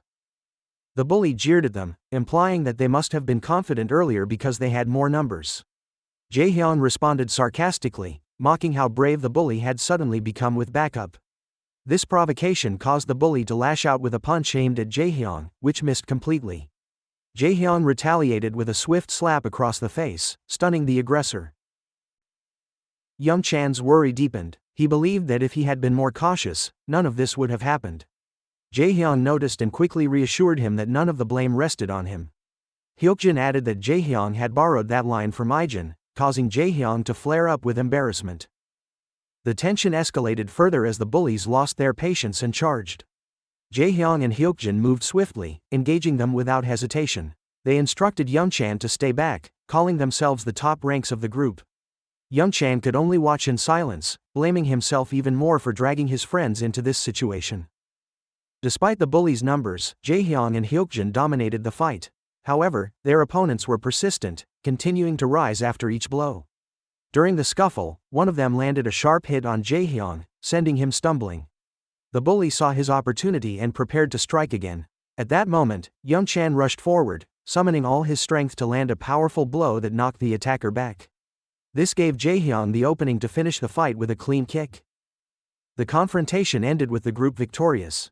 Jaehyung checked on Youngchan, who once again apologized for the trouble he believed he had caused. Jaehyung dismissed the apology, repeating that none of it was his fault. Soon after, Ijin sent them a message, wondering where they were. The group popped out from behind a nearby corner and announced that he had just missed a wild 6-on-3 showdown. They returned inside the cafe, only to be met by the sight of several unfamiliar students sprawled across the floor. Ijin, standing nearby, explained that the group had attacked him simply because of his school uniform. His classmates looked around in amazement, stunned at the aftermath of yet another encounter that Ijin had resolved with ease. Later in the evening, the group headed to a convenience store to grab something to eat. Jaehyung and Hyukjin carried the food while making sure to include Youngchan's favorite ramen, much to his surprise. As they sat down, laughter filled the space. They began joking about the earlier fight, amused that the group with greater numbers still failed to overpower them. Meanwhile, Ijin found himself puzzled over how to open his onigiri. He watched Jaehyung carefully and admired how effortlessly he managed to unwrap it. Curiosity got the better of him, so he asked how the fight had started in the first place. Jaehyung explained that it all began when the other students targeted Youngchan, picking a fight out of nowhere. He also asked Youngchan how he felt now. Youngchan admitted he was doing better. Jaehyung then offered some advice. He explained that when facing people like that, attitude matters. If someone appears scared, it only encourages troublemakers. Hyukjin agreed, adding that standing firm could prevent further harassment. Youngchan hesitated, worried that confronting others might lead to getting hit again. Jaehyung acknowledged that it could happen, depending on who he faced, yet emphasized that fear would only make things worse. He assured Youngchan that confidence could go a long way. Hearing this made Ijin reflect on his past. His memories drifted to more violent times, where bullies used intimidation and force to steal food from the weaker ones. Someone had once tried the same with him. However, things ended poorly for the aggressor because Ijin had learned early on that survival required strength. He had been shaped by harsh realities and had become a survivor through necessity. Back in the present, Youngchan worked up the courage to speak openly. He confessed that he had resented Jaehyung and Hyukjin in the past. Not long ago, both of them used to bully their classmates, including him. They believed their actions were harmless jokes and didn't see them as bullying. After all, they never resorted to violence or coercion. Still, Youngchan revealed that their words and pranks had been hurtful, especially because they carried on without realizing the emotional toll it took. Jaehyung and Hyukjin were stunned by the admission. They apologized sincerely, explaining that they never intended to cause harm. Youngchan admitted that his perspective only changed after spending time with them. Despite their past behavior, he had seen they were different now. Their apology felt genuine, and he appreciated their willingness to listen. At that moment, disaster struck as Ijin dropped his food. His expression shifted into visible distress, the quiet defeat in his eyes catching the attention of everyone at the table. Elsewhere, inside an SW-owned building, Yona's cousin sat alone in her office. The silence was interrupted by commotion outside. Yeona stormed in, demanding an explanation for why her cousin was investigating Ijin. She reminded her cousin of the promise she made to stop. Her cousin, unfazed, argued that investigations were necessary for survival, especially for people like them. She pointed out that just because Ijin had saved Yeona once did not make him trustworthy. After all, he had lied about his past. The guard standing nearby added that they had no choice but to investigate. Ijin's official documents had been fabricated, making it essential to look deeper. The cousin then mentioned that the information they were waiting for would soon arrive through a phone call. She questioned whether Yeona was even curious to know the truth about him. Yeona refused, staring her cousin down without flinching. Moments later, the phone rang. The cousin, now identified as Jia, answered eagerly. She was prepared to finally uncover Ijin's history. However, the voice on the other end shattered her expectations. The caller informed her that higher authorities had ordered the SW group to cease all investigations regarding Ijin. This news startled everyone in the room. Frustrated, Jia demanded to know why they would ignore someone like him. The caller explained that due to SW's ties with the government, they were only allowed to share limited information. All they needed to know was that Ijin was not a threat. He was simply someone who had been separated from his family in a plane crash and now only wished to live quietly with them. The next day, Yeona and Sokju arrived at school and immediately noticed Ijin's absence. Curious, Yeona approached Youngchan to ask about him. Jae-hyung, who was nearby, explained that the teacher had called Ijin, so he would likely return soon. They took their seats, and Sokju glanced at his phone, noticing a message about Yona's grandfather arriving at the school. Yeona was caught off guard by this and began to wonder if he had come specifically to meet Ijin. Her suspicion proved correct. Inside the lounge, Ijin sat across from Yona's grandfather, who expressed gratitude for saving Yeona. As always, Ijin downplayed the event, explaining that he had only acted to protect Daeun and Yeona had simply been there at the time. Yona's grandfather acknowledged this explanation, though he insisted that the fact remained, Yeona had been saved. He then apologized for dragging Ijin's sister into the situation.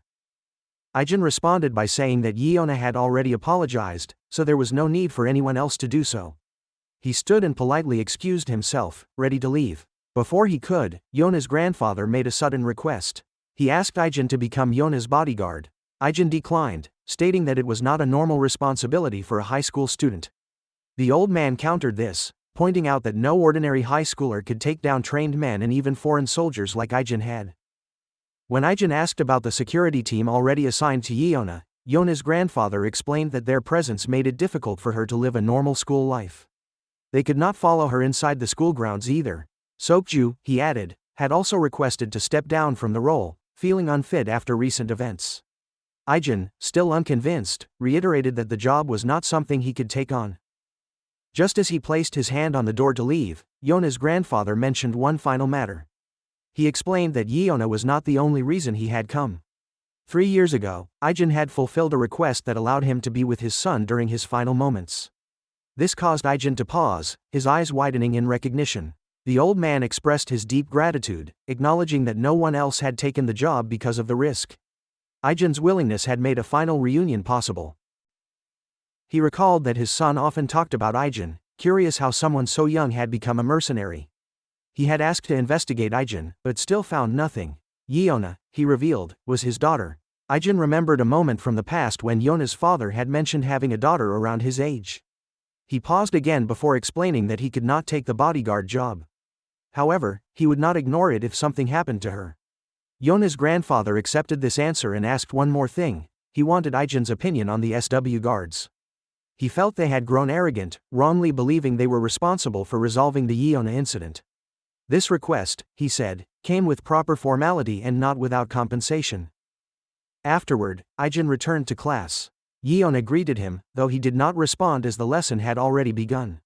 While seated, he recalled his time on the battlefield with Yeona's father.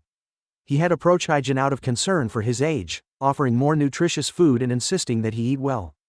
Later, Ijin overheard fellow mercenaries complaining about the client's investment in a nearby town, questioning the need for roads, schools, and hospitals.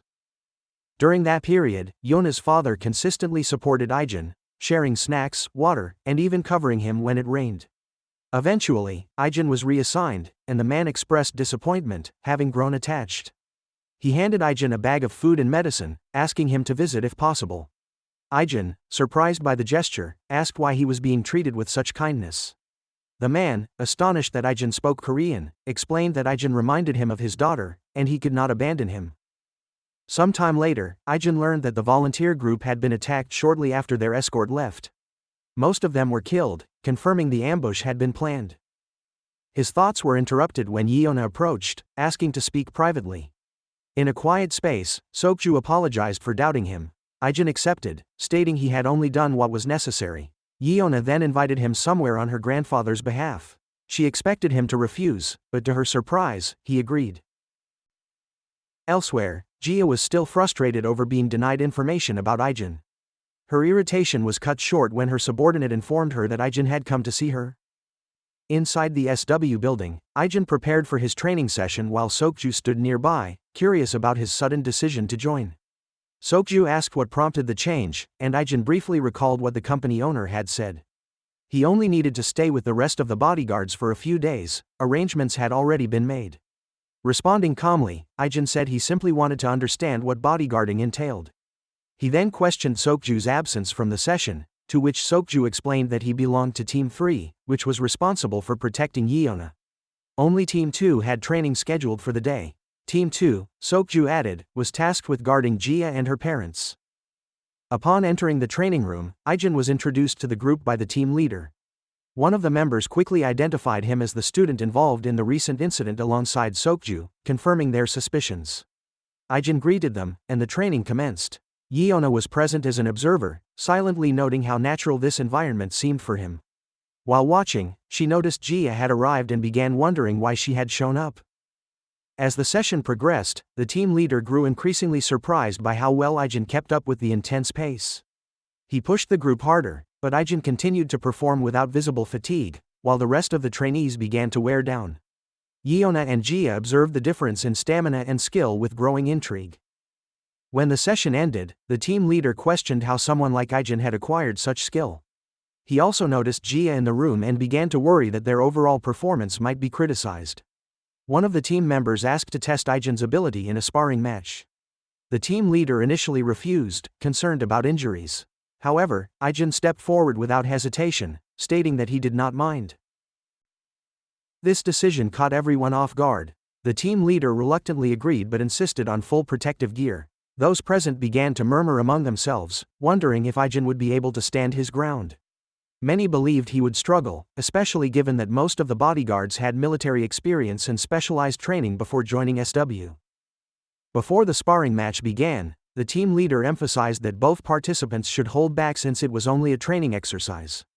Ijin's opponent attempted to intimidate him with a confident warning, though Ijin remained composed and silent. As soon as the match started, the bodyguard rushed forward and launched a left hook.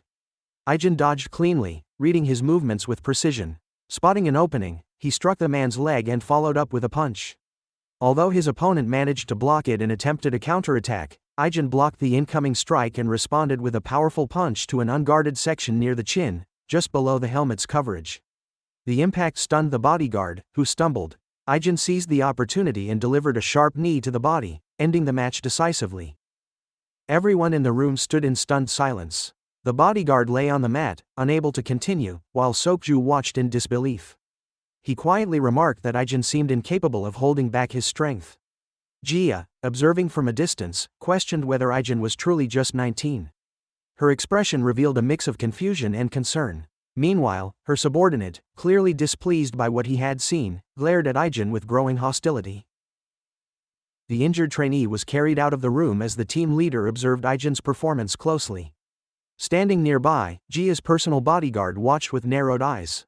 Although the current team leader had overseen this session, it became evident that the true leader was the man watching quietly from the side.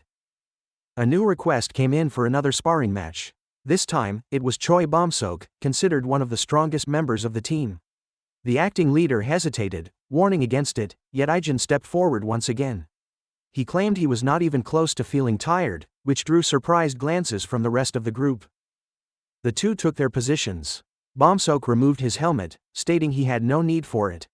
Without hesitation, Ijin tossed his own aside, further shocking the onlookers. Jia leaned toward the main team leader, asking for his opinion. He explained that the previous sparring partner had simply been caught off guard, and that this time the outcome might be different. Bomsok, after all, was their top fighter and trained rigorously without rest.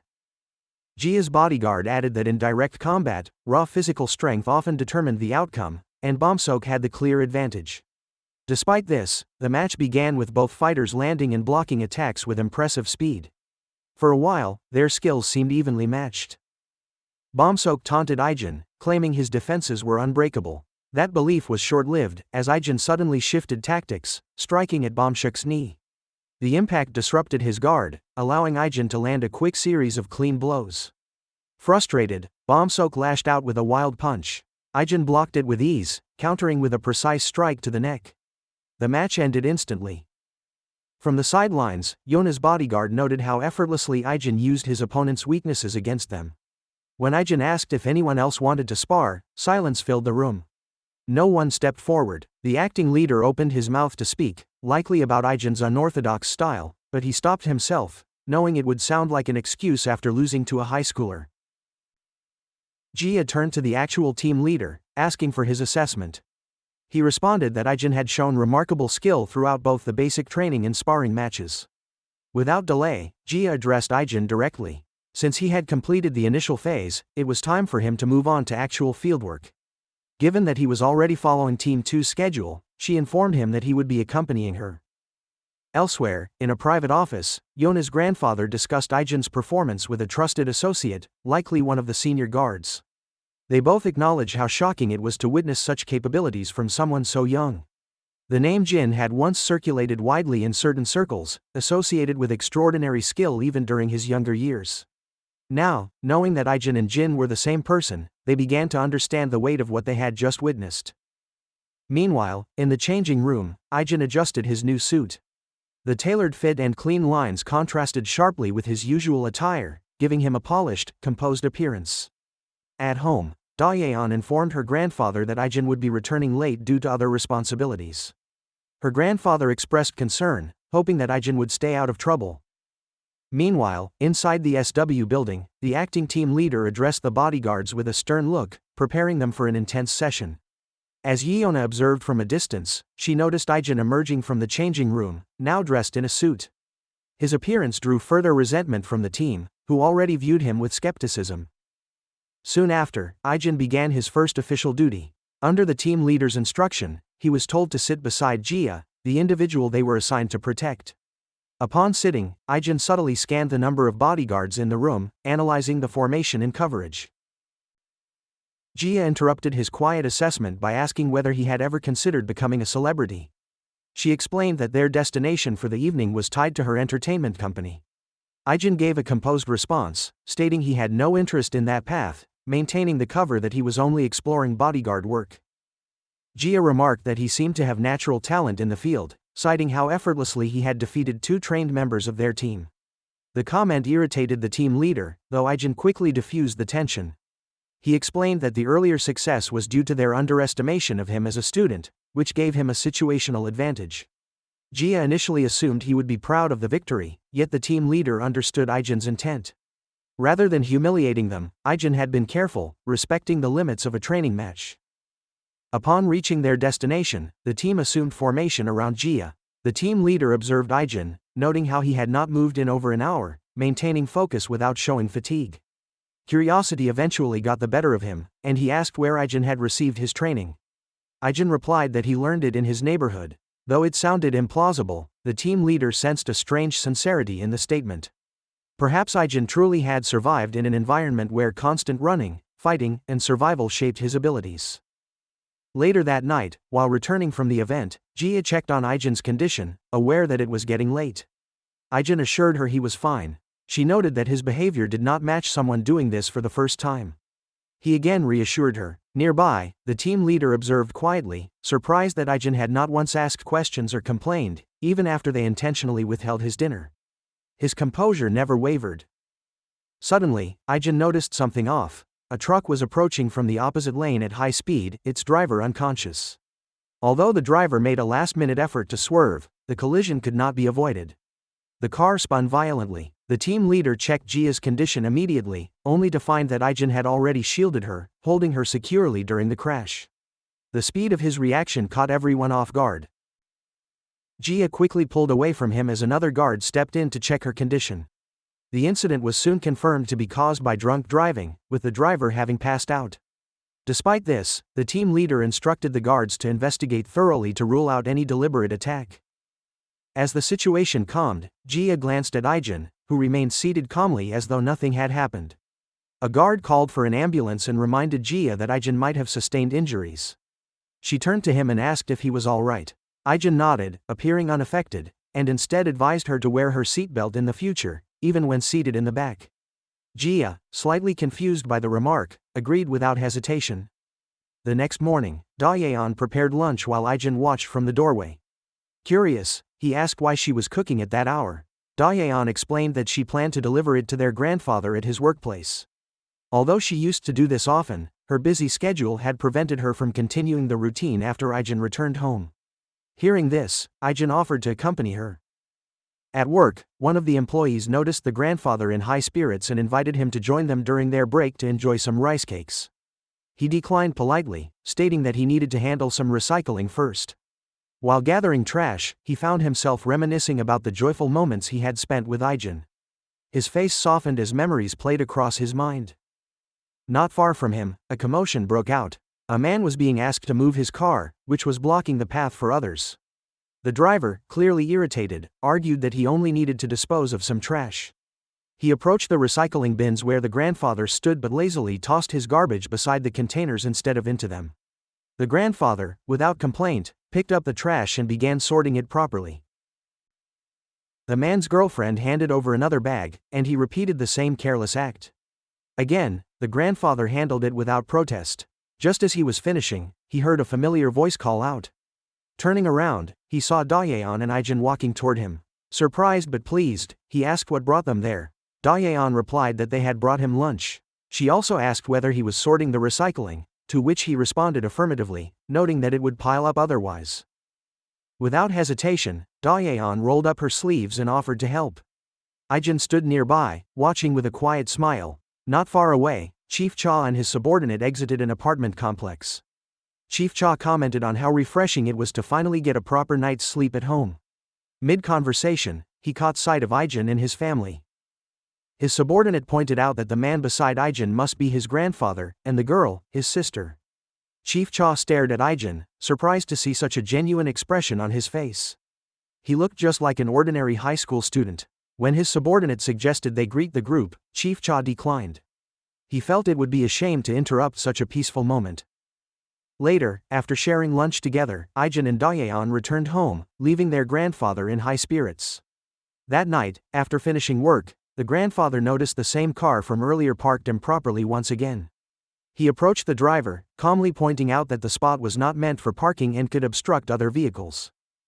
The troublemaker, clearly annoyed, snapped back. His girlfriend even threatened to get the grandfather fired. Remaining calm, the grandfather suggested they move the car to a proper space nearby. The driver refused, warning that if his car was scratched, someone would have to pay for the damages. Suddenly, a firm grip wrapped around the troublemaker's neck. Chief Cha's subordinate had appeared out of nowhere, his presence filled with menace. He shoved the man against the car, ordering him to move it immediately. Before letting them go, he issued a warning. If they ever disrespected the elderly man again, there would be consequences. As the car drove off, the subordinate's demeanor softened. Turning to the grandfather, he asked if everything was all right. The grandfather, still processing what had happened, expressed his gratitude. The subordinate brushed it off and asked if he remembered him, mentioning that he had recently visited Ijin. The grandfather finally recognized him. Later, while sharing drinks, the subordinate recounted the event to Chief Cha. Impressed, Chief Cha praised the subordinate's quick action. Their conversation was interrupted when the door burst open. Ijin stepped in, clearly angry. He marched forward and showed them a message his grandfather had sent him, a photo of the grandfather and the subordinate. While it seemed harmless to them, Ijin interpreted it differently, believing it to be a threat. Chief Cha and the subordinate immediately tried to calm him down, insisting it was just a misunderstanding. They assured him the photo was nothing more than a moment of pride and appreciation, not something to cause alarm. At the SW building, Jia inquired about Ijin's condition. The team leader informed her that he had been taken to the hospital, though his injuries were minor. She recalled how he had shielded her during the incident and expressed concern, noting that if a young person working under their supervision had been hurt, the situation could easily become controversial. While changing clothes, Sokju asked Ijin why he seemed calmer than he had during their last training session. Ijin explained that he had not known the rules at the time and believed there was nothing beneficial about standing out. Curious in return, Ijin questioned why Sokju was still present, assuming he had left the job. Sokju clarified that he had never been a real bodyguard. Given his personal family issues and having grown up with Yeona, he had simply accepted the job after being encouraged by others. He admitted that his failure had led to Yeona's kidnapping, and although he had prevented another attempt before arriving in Korea, he now realized he had grown complacent. Sokju then asked about Ijin's training background. Ijin used the same vague explanation, claiming he learned his skills in the neighborhood where he was raised. Outside the changing room, Yeona waited patiently. When Ijin stepped out, she hesitantly asked if he would be taking on any bodyguard duties that day. She insisted that he come along with her, arguing that it would provide valuable experience and noting that he wouldn't even need to change outfits. The others around them were surprised by her request. They went together to a nearby convenience store, not far from Ijin's home. Yeona mentioned that she had always wanted to try this kind of casual food while living in America. As Ijin stared at his onigiri, memories of past encounters and danger resurfaced in his mind. Yeona offered to buy him something, but Ijin declined, reminding her that he was working as a bodyguard. Sokju stepped in, reassuring him that Team 3 was already on watch, and they could relax for now. He also speculated that Yeona might have chosen this casual setting on purpose, knowing that Ijin would have rejected an invitation to a formal restaurant. Yeona shifted the conversation by asking about the recent car crash, checking if Ijin was truly fine. She also wondered if Jia had been difficult, given her known pickiness. Ijin replied that everything went smoothly, which Yeona found uncharacteristic of Jia. Sokju observed Yeona closely, noting how different she seemed around Ijin. Meanwhile, Ijin's thoughts wandered to the past, remembering the moment he found Yeona's father wounded on the battlefield. Her father had begged Ijin to leave him, knowing he would not survive, though he wanted to thank him for being the only one who came to his aid. He expressed regret that he would not get to see his daughter one last time. Instead of walking away, Ijin urged him to stand and survive. He reminded him that others, healthier than him, had died, and that it was not too late yet. He told him to fight to see his daughter again. Returning to the present, Ijin asked Yeona for a private moment. Sokju respectfully gave them space. Once alone, Yeona asked what it was about. Ijin mentioned her father's name, Shin Ingik, and asked what kind of person he had been. Yeona hesitated before responding. She explained that her father had been a busy man, always working overseas. Their relationship had been distant. Even after falling terminally ill, he continued traveling for work. She admitted to harboring frustration over the fact that he had died without saying goodbye, without even seeing her face one last time. Though she understood his reasons, she still resented the distance he had kept. She confessed that she probably wouldn't have opened up like this if Ijin hadn't risked his life to protect her. As she spoke, Ijin thought back to Shin Inguk's final words. The man had once told him that his work had meaning because of the children he encountered. As a father, he felt the need to do right by them. He had made many mistakes, especially with his own daughter, and regretted not spending more time with her. Ijin looked at Yeona and told her that her father had worked until his final moments with the hope of seeing her again. With a serious expression, he explained that he had been given a personal message to deliver. Her father had wanted to see her face before dying and felt deep remorse that he could not. Those were his final words. This scene had unfolded when medics arrived to take Shin Ingik away. He had grasped Ijin's arm and urged him to deliver the message, regardless of whether he survived. Yeona, overwhelmed, asked when Ijin had met her father. Ijin simply stood up and replied that this was all he could tell her. Left alone with her thoughts, she began to cry, touched by the truth her father never had the chance to express. At the time, Ijin had not understood why the message mattered so much. Now he realized it was not only about closure for Shin Ingik, but also a way to help Ijin find meaning beyond survival. In giving him that task, her father had offered him a way out of the battlefield, even if just for a moment. The next day, a knock came at Ijin's door. Standing outside was Major Kong. Once inside, he joined Ijin, Dayun, and their grandfather at the table. The grandfather remarked that this was their first meeting in person. Major Kong agreed, explaining that although he had accompanied Ijin when they returned to Korea, he deliberately kept his distance to avoid interfering with their reunion. The grandfather admitted that he initially mistook him for someone from the embassy. He was surprised to learn that a military officer had played a key role in bringing Ijin home. He expressed his deep gratitude, bowing his head in thanks and acknowledging how much Ijin had helped him. Major Kong, clearly caught off guard by the gesture, responded humbly, saying it was unnecessary. Curious, the grandfather asked how they had met. Major Kong offered a simple explanation, saying that Ijin had acted as a guide when he was stationed overseas. They invited him to stay for lunch, which he accepted. Once seated at the table, he turned to Dayun and said that since she was Ijin's sister, she could consider herself his sister too. He seemed unaware of how awkward that sounded, given that she was 17 and he was nearly twice her age. During lunch, he ate quickly, clearly moved. A tear slid down his cheek as he remarked how long it had been since he had eaten a proper home-cooked meal. The grandfather assumed this was due to some tragic experience, though the truth was simpler. His mother was a terrible cook, and his father preferred dining out. For him, one of the best parts of joining the military had been the meals. After lunch, Major Kong and Ijin walked together to a nearby convenience store. There, they talked in private. Kong expressed how glad he was to see Ijin doing well. He also shared that the others often asked him to say hello on their behalf. Ijin smiled quietly, recalling the memories he had made with his fellow soldiers. Curious about the timing of the visit, Ijin asked why Kong had come. Kong explained that he had business in the area and made it a point to visit Ijin as well. He then complimented Dayun and the grandfather, saying they both seemed like good people. Ijin agreed without hesitation. As their conversation wrapped up, Major Kong stood and mentioned he had to meet his fiancée. Ijin, caught off guard, looked surprised. Kong noticed the reaction and immediately defended himself, saying that he was fully capable of having a relationship too. He explained that a wealthy family had arranged it, which worked in his favor since his constant travel left little room for dating. Before leaving, he asked Ijin one final question, if he had figured out what family meant to him. Ijin responded with a soft smile and said he had started to understand. Elsewhere, inside a quiet cafe, Jia sat across from Major Kong, who looked slightly flustered. It was revealed that she was his fiancée. She commented on how busy he must be, though he claimed she was the one with the packed schedule. Jia reflected on how unexpected it had been to be matched with a soldier. She then asked how many times they had actually met. Proudly, Kong declared that they had met 14 times. Jia pointed out that despite being engaged for a year, their meetings had been rare due to their demanding lives. Shifting the conversation, Jia brought out a file containing information on Ijin. She explained that even the government had declined to investigate him and asked Kong to do it instead. He quickly grew serious, apologizing and refusing the request. Jia seemed surprised, but told him not to overreact. Kong remained firm, believing that his refusal reflected how much he cared about Ijin. Several days later, Ijin received a call. The voice on the other end informed him that Major Kong and his unit had been stranded.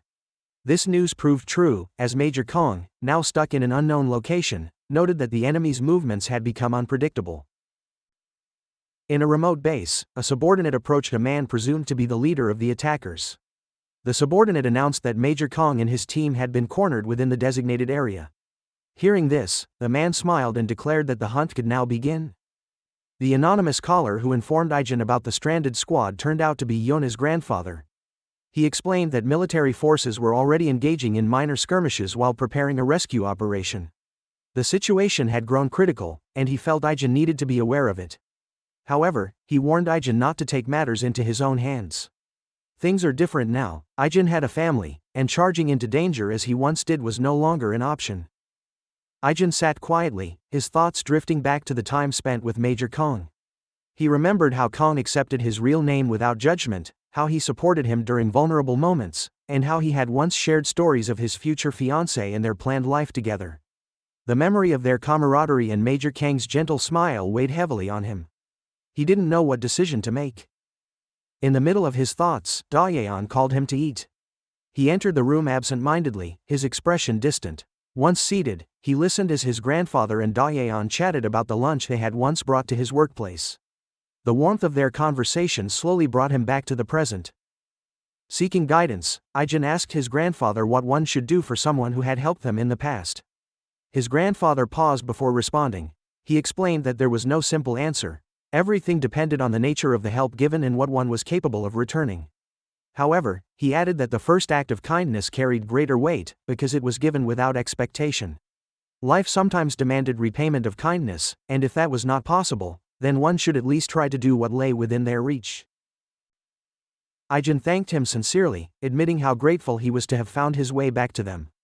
His grandfather returned the sentiment, and Dayun, flustered by the sudden affection, looked away. That moment of reassurance solidified Ijin's resolve. He had made up his mind. He contacted Yona's grandfather and confirmed his decision. He was going. Preparations for his deployment began immediately, including securing equipment and transportation.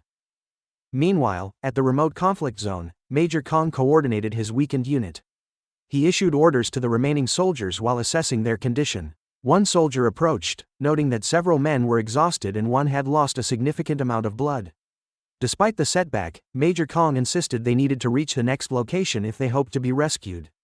Their food and ammunition were running dangerously low, and remaining in place was no longer viable. At the attacker's base, the man leading the assault commented on Major Kang's resilience. He expressed surprise that the squad had lasted this long. The presence of civilians had complicated things, otherwise, the attackers would have acted more aggressively. As he spoke, a sharp ache pulsed through his eye, where a scar reminded him of a past encounter. one that had clearly been left by Ijin. Inside a plane cutting through the skies, Ijin reviewed the information provided during the debriefing. The mission would take him to Rakyeon, a region he had previously operated in. Major Kong had been sent there to rescue a team of Korean researchers studying local mineral deposits. The initial extraction went smoothly. However, on the journey back, they were ambushed by an unidentified force. Yona's grandfather's guard informed Ijin that all necessary supplies and transportation had been arranged. Before departure, Yona's grandfather asked him once more if he truly intended to go. There was no hesitation in Ijin's gaze. His decision had already been made. With just a minute remaining before they reached the landing zone, Ijin focused his thoughts. A quiet fire stirred within him, his body prepared for the ordeal ahead.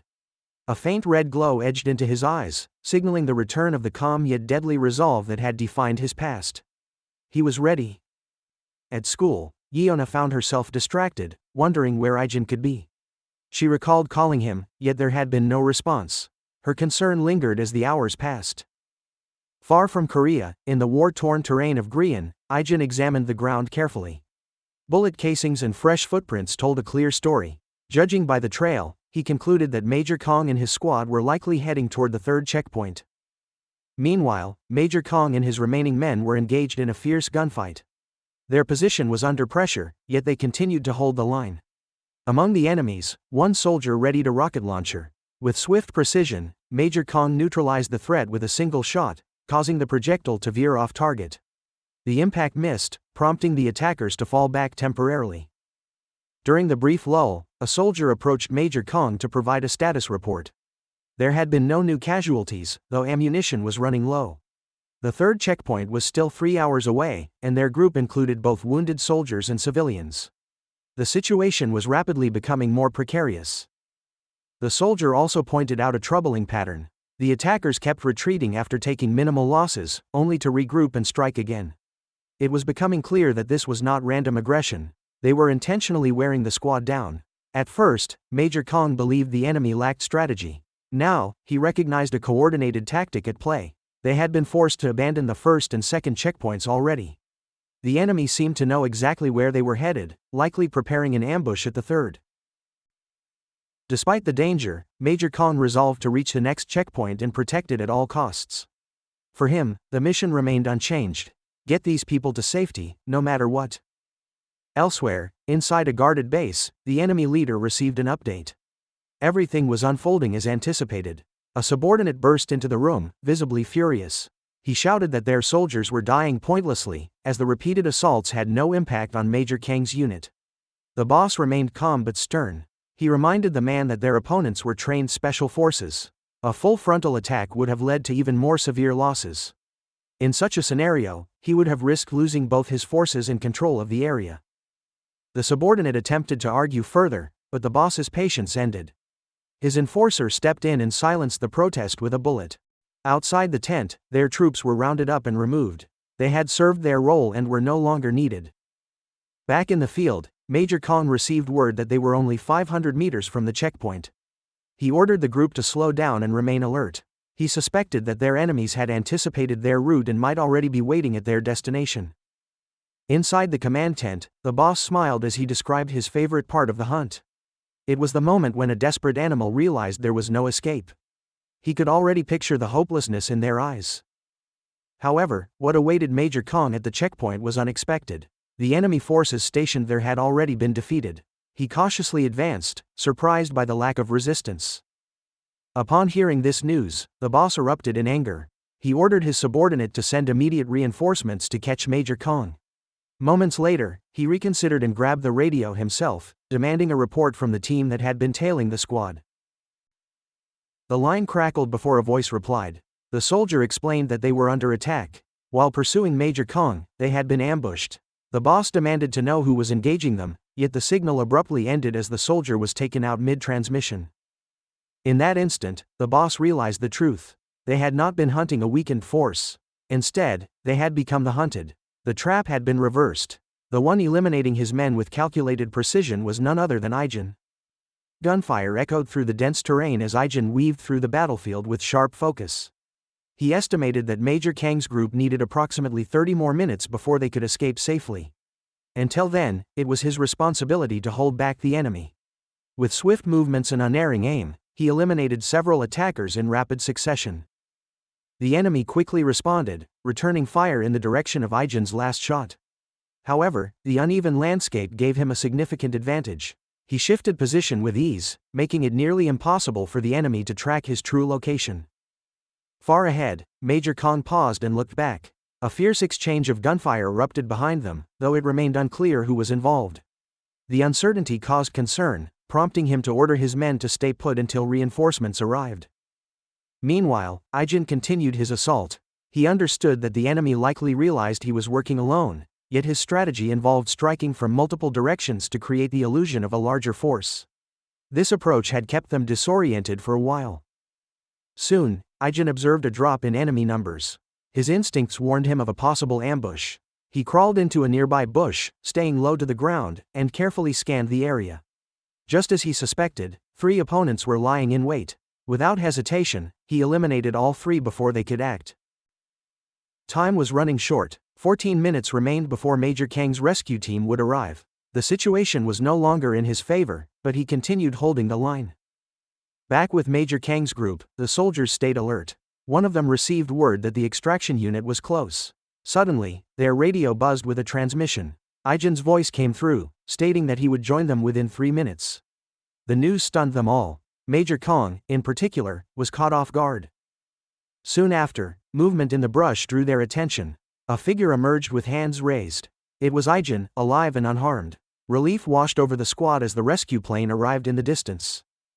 Major Kong rushed forward and grabbed Ijin by the collar, overwhelmed by emotion. He demanded an explanation for Ijin's presence in such a dangerous operation.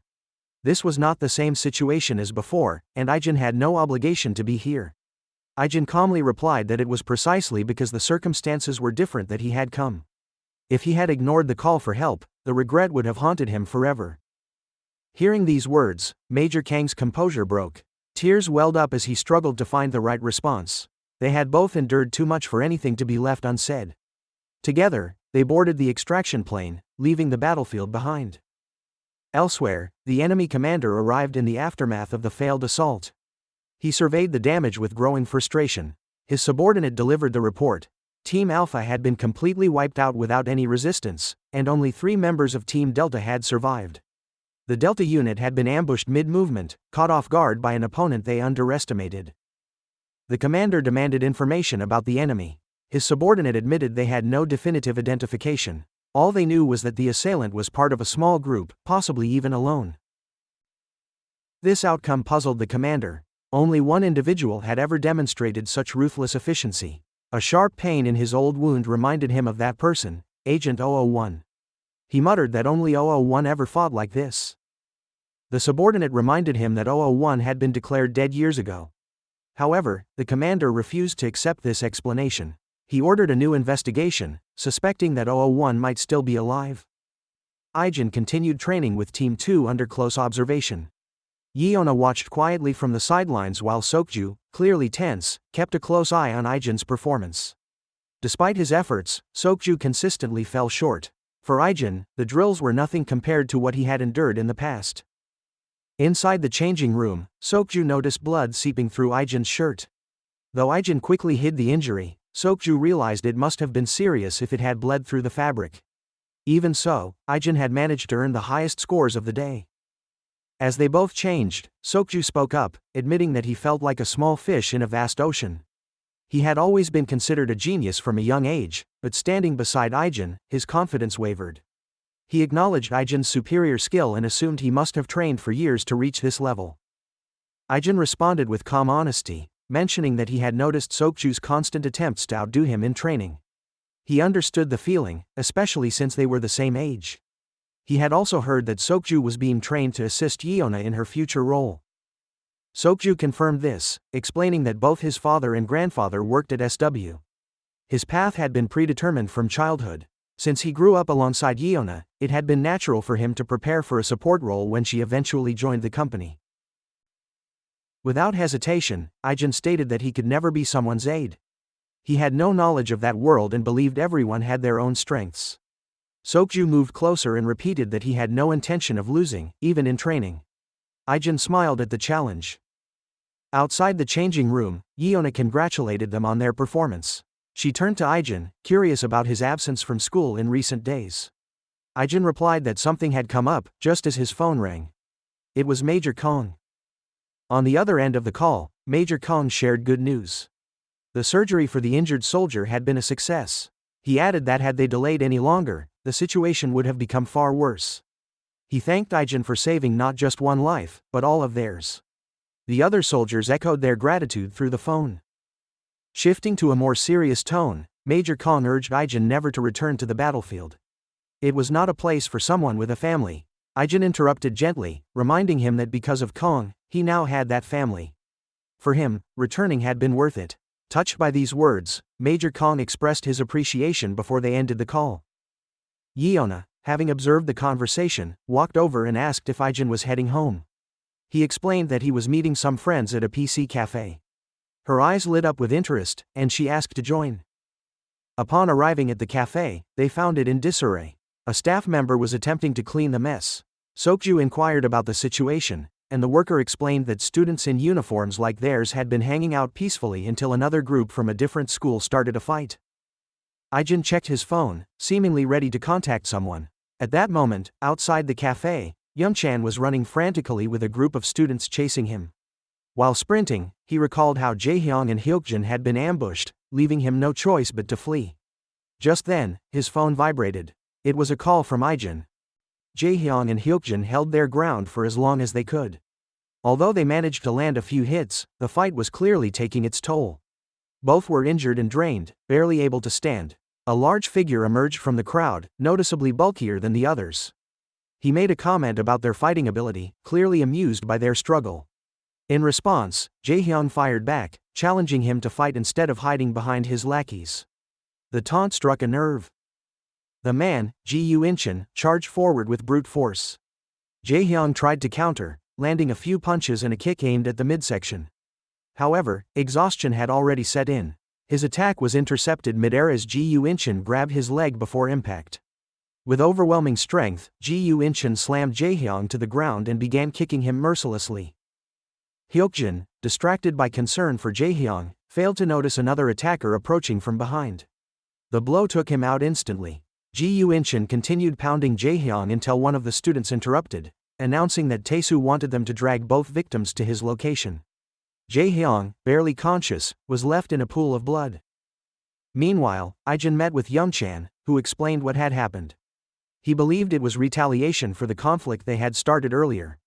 He described how Jaehyung and Hyukjin had held their own until Yu Ijin appeared. Yu Ijin was known as the right-hand man of Gi Taesu, the strongest student at Gosok High. Their reputation was so widespread that even gangs had taken notice. Youngchan blamed himself, convinced that none of this would have happened if he had not provoked them before. Ijin asked for the last known location. Sokju answered, saying they had last seen them near the subway alleyway. Without hesitation, Ijin began walking in that direction. Sokju watched in surprise as Ijin moved with quiet determination. Memories of their time together flashed through Ijin's mind, strengthening his resolve. Seeing this, Sokju decided to follow.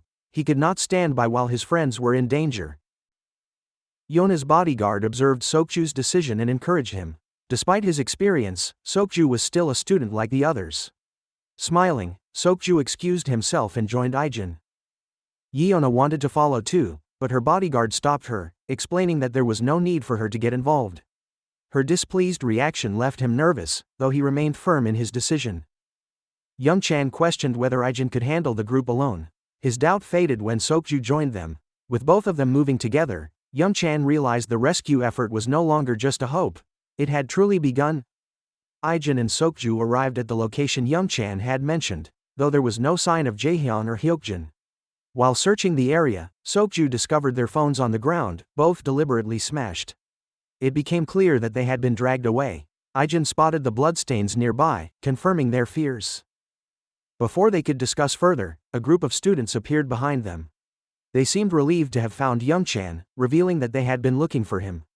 Sokju viewed this as an opportunity and suggested they get answers from them. One of the students stepped forward aggressively and tried to strike Ijin. However, Ijin countered immediately, knocking him out in a single motion. Another tried to attack from behind, but Ijin and Sokju made quick work of them all. Their swift movements and calculated strikes surprised Youngchan, who had never seen them fight so efficiently.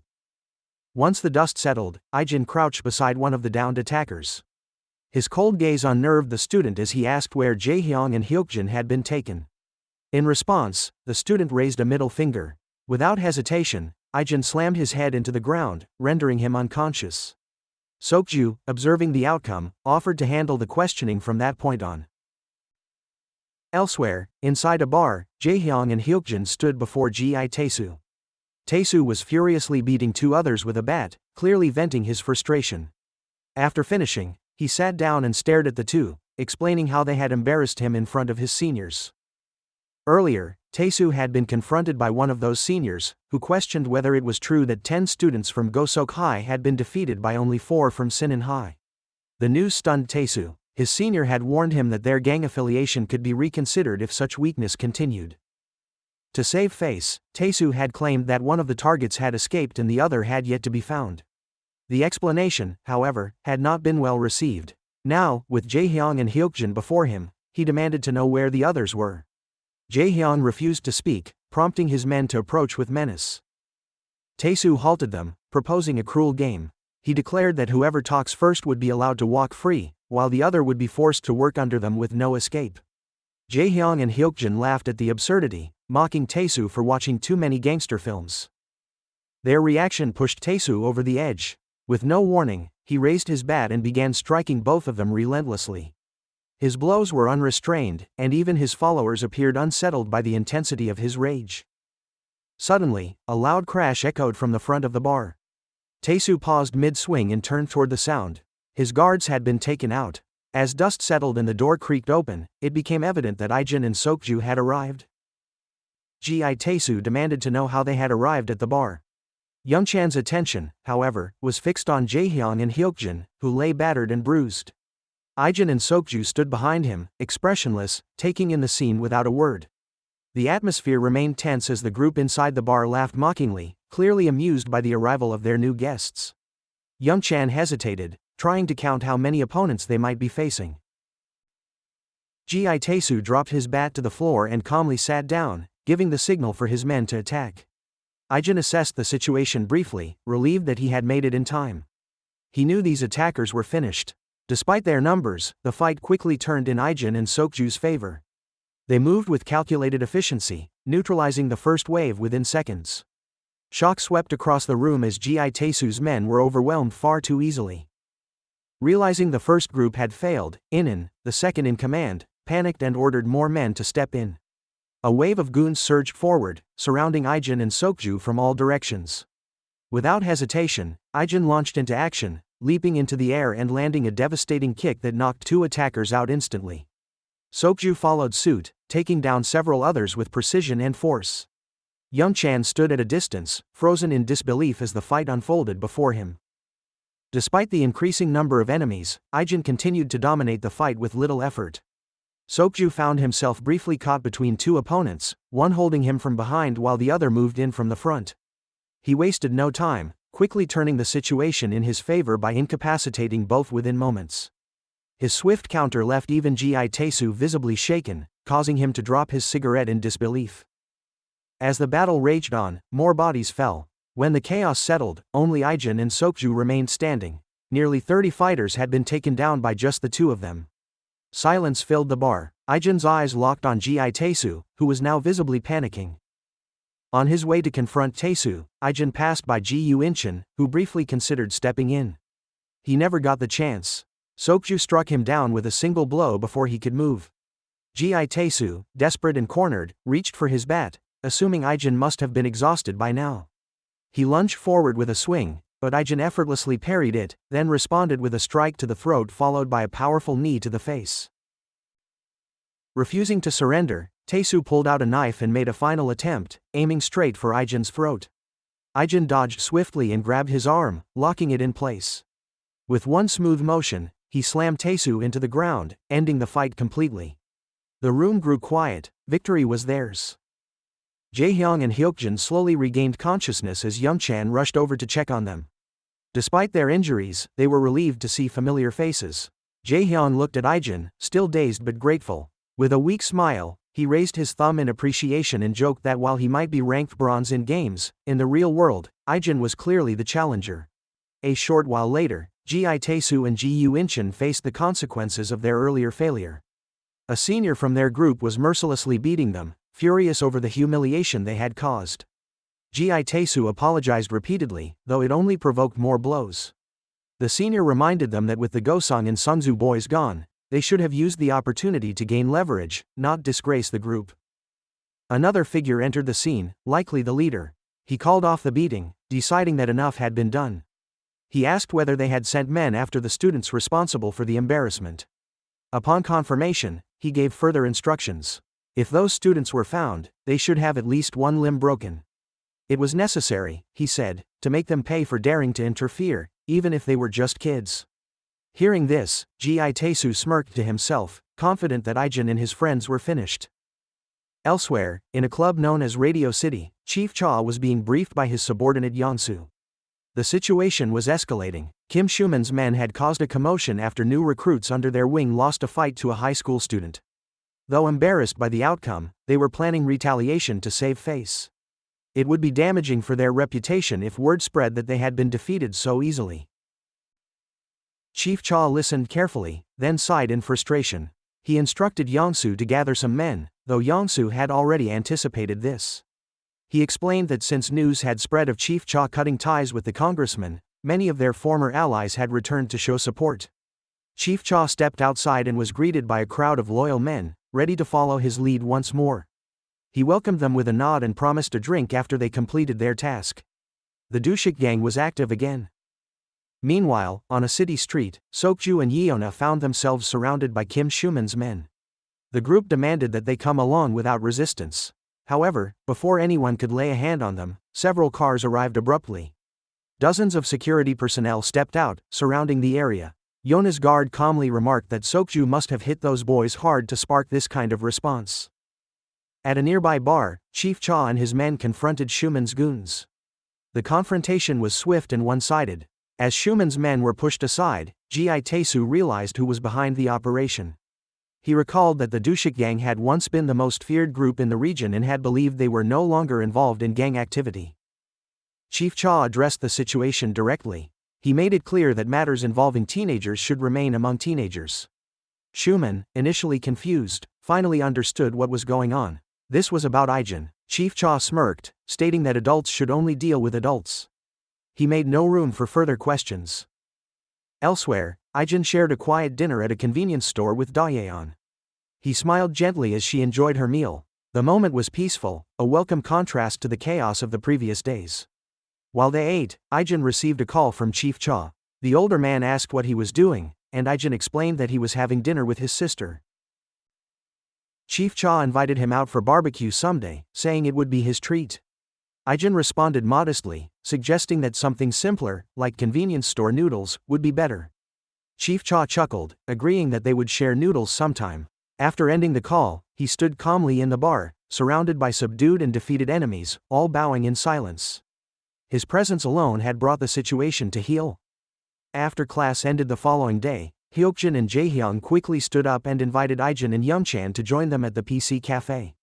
Youngchan expressed concern about Jaehyung's injured arm, although Jaehyung dismissed it casually, claiming his fingers were working fine, so handling a mouse wouldn't be an issue.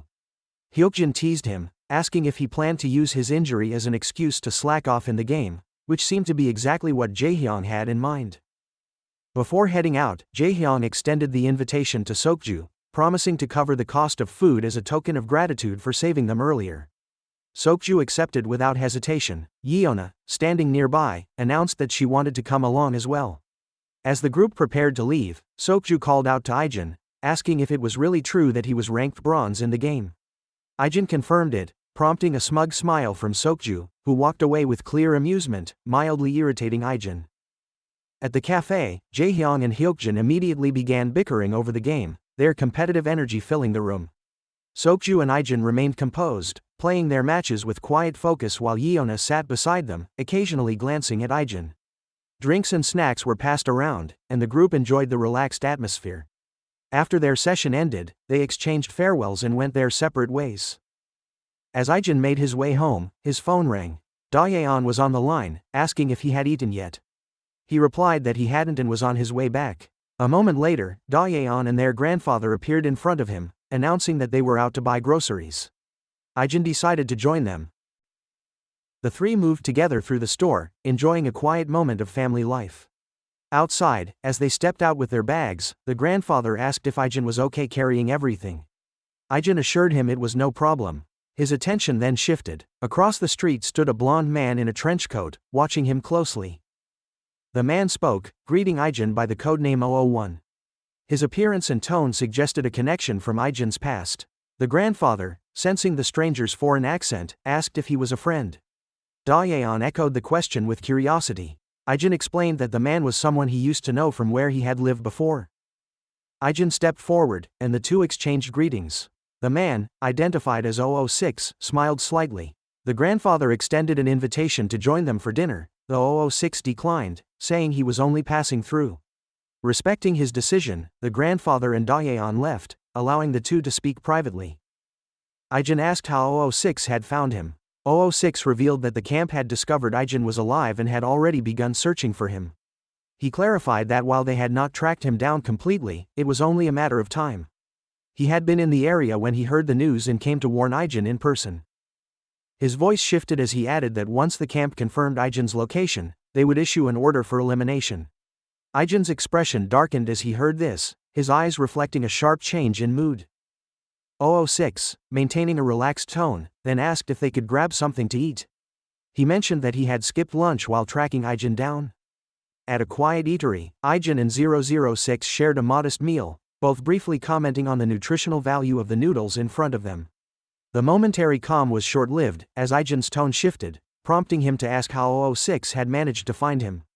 006 explained that he had always believed Ijin was alive. In his view, no one knew Ijin better than he did. Their conversation deepened when 006 asked whether Ijin had regained his memory. Ijin confirmed it. They also discussed 032, who had reportedly sunk into depression after the news of Ijin's supposed death. Curious, Ijin questioned why 006 had never informed her. 006 replied that the fewer people who knew Ijin had survived, the better, including 032. Ijin admitted he had expected 006 to discover he was alive. However, he hadn't anticipated that 006 would go as far as keeping it from their superiors. In response, 006 agreed, confessing that even he hadn't planned on staying silent. A flashback revealed that after Ijin was presumed dead, 006 had followed the trail of blood Ijin had left behind. Upon discovering it, he chose not to report the findings, opting instead to keep it secret. He explained that his decision came from a place of loyalty. In his eyes, Ijin was a friend, not just a comrade. He also speculated that the mysterious mercenary known by the codename JY was likely Ijin, which Ijin silently confirmed with a glance. 006 noted that although JY's missions had not directly interfered with the camp's operations, remaining under the radar should have been a priority. Ijin stated that he had no choice in the matter. 006 observed that Ijin had changed. There was something different about his behavior now, though he couldn't decide whether the shift was for better or worse. Just as the air between them grew heavier, 006's phone rang. He answered, spoke briefly, and slipped it back into his pocket. Without warning, he snapped a chopstick and lunged at Ijin with precise strikes aimed at his vitals. Ijin blocked the attack with barely a second to spare. 006 revealed that the order to eliminate Ijin had come faster than anticipated, and that he had been chosen to carry it out. Ijin acknowledged that this outcome was unavoidable. As tension mounted, a girl exited the convenience store beside them.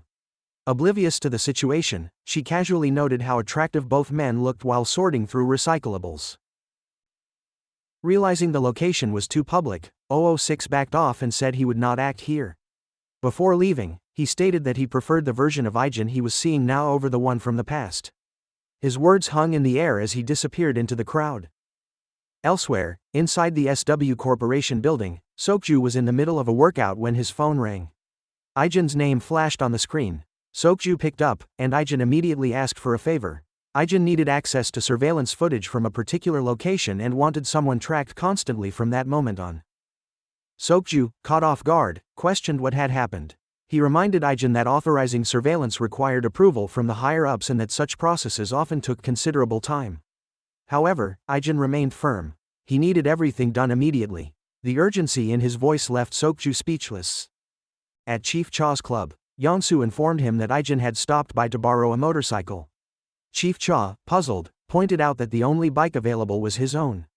Yeonsu added that Ijin's presence alone, especially in uniform, was intimidating enough to stop anyone from objecting. Meanwhile, Ijin sped through traffic, dressed in a leather jacket and navigating swiftly between vehicles. He remained in contact with Sokju, who had completed the task Ijin had assigned. Sokju explained that the target's movements were unusual. It seemed the man was aware of the surveillance cameras, as his route was erratic and deliberate, likely to avoid detection. He asked for clarification, wondering what exactly was happening, but Ijin simply replied that it was a personal matter before ending the call. After the call, Sokju reflected on Ijin's request. The fact that Ijin had asked about the target's route likely meant he was already pursuing him. Since the man was a foreigner, Sokju realized there was only so much he could uncover with his current access and resources. Ijin soon arrived at an isolated warehouse, where 006 was already preparing for what was to come. Ijin understood that the fight ahead needed to be quick. Drawing it out would only place the people he wanted to protect at risk. This confrontation had to end immediately. Inside the warehouse, 006 received a call from an unknown number. The caller, surprised, questioned how 006 had already arrived in Korea. They had just discovered that Ijin was in the country.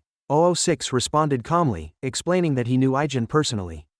Since he had recently completed a mission nearby, he came to Korea preemptively, believing he would be the most suited to eliminate Ijin. The caller, revealed to be his superior, expressed confidence in 006's abilities but reminded him to be cautious.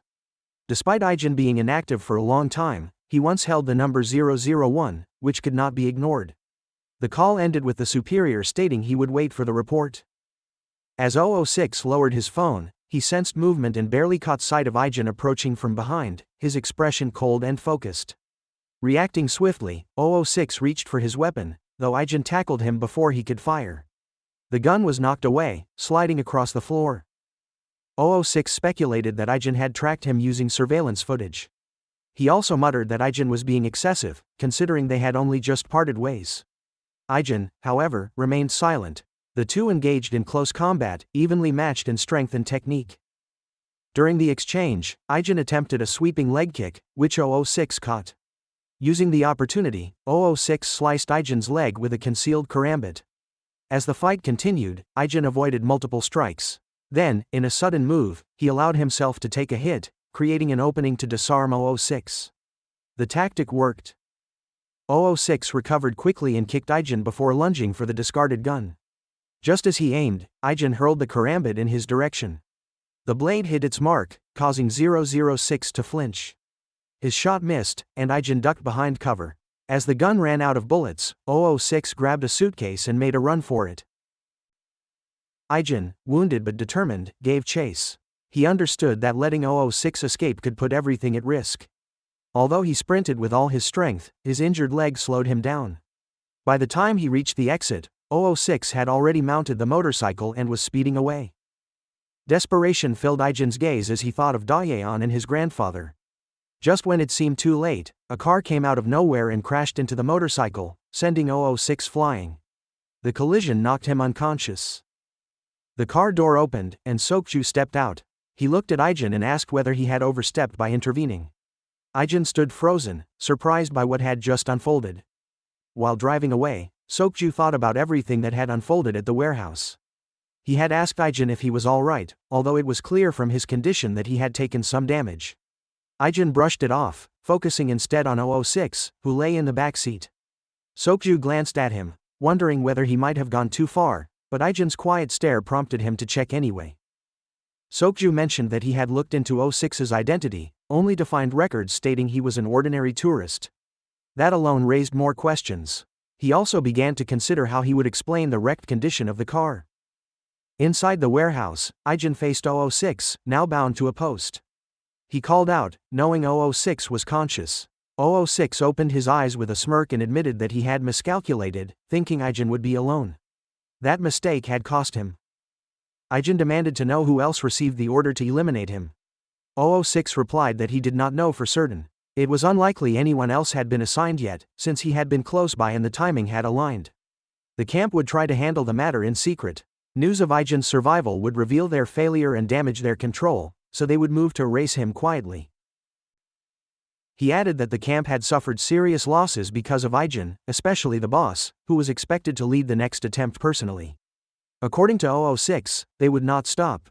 He then told Ijin to kill him. As Ijin stepped forward with a knife, 006 admitted that if he had to die, being killed by Ijin would be better than by anyone else. Instead of delivering the final blow, Ijin cut through 006's bindings. This caught 006 off guard. He stared at Ijin in confusion and asked why he was being spared. Ijin responded that 006 had a reason to stay alive. The camp's grip could not be escaped easily, and Ijin knew this from experience. Hearing this, 006 realized what Ijin meant. He immediately thought of Ijin's family. Ijin confirmed it. He advised 006 to vanish before the camp could track him. Though hesitant, 006 expressed concern that disappearing might put 032 in danger. Ijin replied that 032 would likely feel the same way, and that running was better than dying here. 006 stood up slowly. Before turning away, he warned Ijin that his family would be used against him. Ijin acknowledged the risk and admitted that things might have ended differently had they been targeted first. Even so, he remained committed to protecting the life he had built. Just before leaving, 006 promised to corrupt the camp's records, making it harder for them to locate Ijin. He paused and asked for Ijin's real name, as he had only referred to him as 001 until now. Ijin gave his name. 006 returned the gesture by introducing himself as Liam. With that, he stepped into the night. Later, Ijin returned home. He assumed the house was asleep, but his grandfather stepped out of his room just as Ijin entered. Ijin quickly hid his wound and asked why he was still awake. His grandfather replied that he had drunk too much coffee and advised Ijin to get some rest before returning to bed. Shortly after, Dayun came out and gently reminded Ijin not to feel guilty. Their grandfather had stayed up late because he was still worried about him. She told him there was food on the table in case he was hungry. When Ijin asked why, she said it was because he liked homemade food, so they had left some for him. Then she quietly returned to her room. Ijin walked over and saw the meal waiting. The sight made him smile. At that moment, Sokju's phone vibrated. A message from Ijin came through. It simply read, "Thank you." The message caused Sokju to blush. The following day at school, Ijin approached Sokju while he was walking with Yeona. He asked for a moment alone, and they stepped into the break room. Once inside, Ijin explained that he had something important to share. He revealed that the person Sokju had run over the previous day was someone from his past, someone he used to work with. That man had come specifically to meet him. A brief silence passed between them. Eventually, Sokju asked if that was all. Ijin confirmed it and advised him not to look further into the matter. He added that the less Sokju knew, the better, and that he had only shared this information because Sokju had helped when it mattered. Sokju nodded and smiled, admitting that he had already stopped digging. He had sensed it was tied to Ijin's past and decided to step back, especially since he had already wronged him once before. They returned to the classroom, where Yeona asked what the conversation was about. Sokju quickly replied that Ijin had asked about how to rank up in the game they were playing. Yeona questioned why he had not asked Youngchan instead. They both concluded it might be because Sokju's skill level was closer to Ijin's, although that answer slightly bruised Sokju's pride. Outside, Dayun stood near the school gates, reviewing her shopping list. A boy approached her, asking for her contact information. She looked surprised and politely refused, stating that it was too sudden and they had only just met. The boy's expression shifted in disappointment. His friend appeared, laughing at his rejection. In frustration, the boy insisted that it was just contact information, not a date. Before he could say more, a firm smack landed on the back of his head. Jaehyung stood behind him, visibly annoyed. The boy tried to turn around in anger but received another hit, this time from Hyokjin, who made sure his friend did not escalate the situation. They dragged the boy away while he silently plotted revenge. Jaehyung checked if Dayun was all right. She nodded and thanked both of them for stepping in. Not far from the school, Gi Taesu was being led by the same boy who had bothered Dayun. The boy complained that people were losing respect for Gosok Tech. Yu Ijin guessed that the rumors had spread and suggested they handle the issue, starting with the individuals in question. The boy pointed to Dayun and Ijin, claiming they were the ones. However, Ijin had not been there earlier. As soon as Taesu and his group spotted Ijin nearby, they were struck with flashbacks of their previous defeat. Taesu's expression darkened, and he struck the boy across the face. He accused him of trying to make fools out of them. The rest of the group joined in, beating the boy as a warning. Later that evening at home, Dayun watched Ijin slice fruit with ease. She noted that his technique was better than hers. While they sat together, Ijin received a call. Liam's voice came through, informing him that he had planted evidence and would remain active in that location for a while. Once he left the country, he planned to leave traces of Ijin in other regions as well. Ijin agreed to do the same on his end. Liam laughed, reflecting on how Ijin had essentially died and come back to life, while he himself had remained alive but lived like he was already gone. He remarked that they would not cross paths again. With those words, they exchanged farewells and ended the call. Jaehyung and Hyukjin informed Ijin about the incident involving Dayun. They reassured him that they had stepped in, dealt with the boy, and made sure he left without causing further trouble. Both boys had been wearing Gosok Tech uniforms. Upon hearing that name, Ijin and Sokju exchanged a silent glance, their expressions darkening. The tension they projected startled Jaehyung and Hyukjin, who had not expected such a reaction. Yeona attempted to lighten the mood, pointing out that Dayun had always attracted attention due to her appearance. Youngchan supported her claim, explaining that Dayun was once quite popular until the bullying had created distance between her and others. Ijin reflected on this quietly, while Sokju suggested that they go confirm things themselves, just to be sure. At the local hangout, Gi Taesu sat with Inchin, discussing how their group's influence had started to decline. He recalled the recent scolding from Schumann, who had furiously blamed them for getting involved with Ijin. Inchin proposed immediate action to regain their footing. As he stood to act on it, the door opened and both Sokju and Ijin entered, catching everyone off guard. Ijin stepped forward, asking if they had been the ones who caused trouble for his sister. Taesu hesitated, but then recalled seeing Ijin walking with a girl recently. That must have been the one his brother had approached. Realizing the situation, Taesu quickly clarified that it had not been intentional. His brother had only spoken to a random girl, not knowing she was related to Ijin. He promised it would not happen again and assured them that his group would stay away from her completely. A heavy silence followed as Ijin and Sokju locked eyes with the others. After a few tense moments, they turned and left. Outside, the group had been waiting. Yeona immediately asked what had happened. Sokju summarized the situation, explaining that it was Taesu's brother who had caused the problem. Jaehyung reacted with disbelief at the news. Ijin added that he planned to stay alert for a while longer, since he could not trust their words so easily. Later that day, Ijin had lunch with Chief Cha at the convenience store. Chief Cha commented that it had been a long time since he had shared such a simple meal. He also mentioned that he had heard about Ijin borrowing the motorcycle again. Ijin assured him that he would return it soon. Chief Cha told him not to bother, stating that the bike was only collecting dust in the parking lot. Still, Ijin insisted on returning it. As they ate, Chief Cha watched Ijin quietly. He noted that at the moment, Ijin looked just like any ordinary high school student. However, considering the role Ijin had played in the congressman's situation and the support he had offered, Chief Cha admitted to himself that he still could not fully understand the boy. Curious, he asked what Ijin usually did. Ijin simply replied that he was living a normal high school life. Chief Cha smiled faintly at the answer. Inside the SW building, Yona's grandfather listened to his guard explain that others believed their group was expanding too quickly. He dismissed the concern, arguing that complaints were inevitable and that they were proceeding with caution. The guard agreed, although he warned that their current pace had begun to antagonize some dangerous people. The words gave Yona's grandfather reason to pause and consider their next steps. The following day, Yona's grandfather invited Ijin for tea. They spoke briefly about his bodyguarding duties, although a quiet pause settled between them not long after. Ijin stood up and politely excused himself, mentioning that it was time for his training session. The guard beside Yona's grandfather glanced over with a nervous expression, uneasy about the sudden silence. During training, the team leader observed Ijin closely and remarked to Jia that he had stopped drawing attention to himself lately. Although he blended in well, there was something unusual about him. His movements and situational awareness far exceeded those of the other team members. It was evident that he had undergone extensive professional training. As Jia listened, she remembered her conversation with Major Kong about a previous mission during which Ijin had sustained an injury. She had told Kong to be more cautious. Major Kong suddenly narrowed his eyes and asked Jia if she was still investigating that particular student.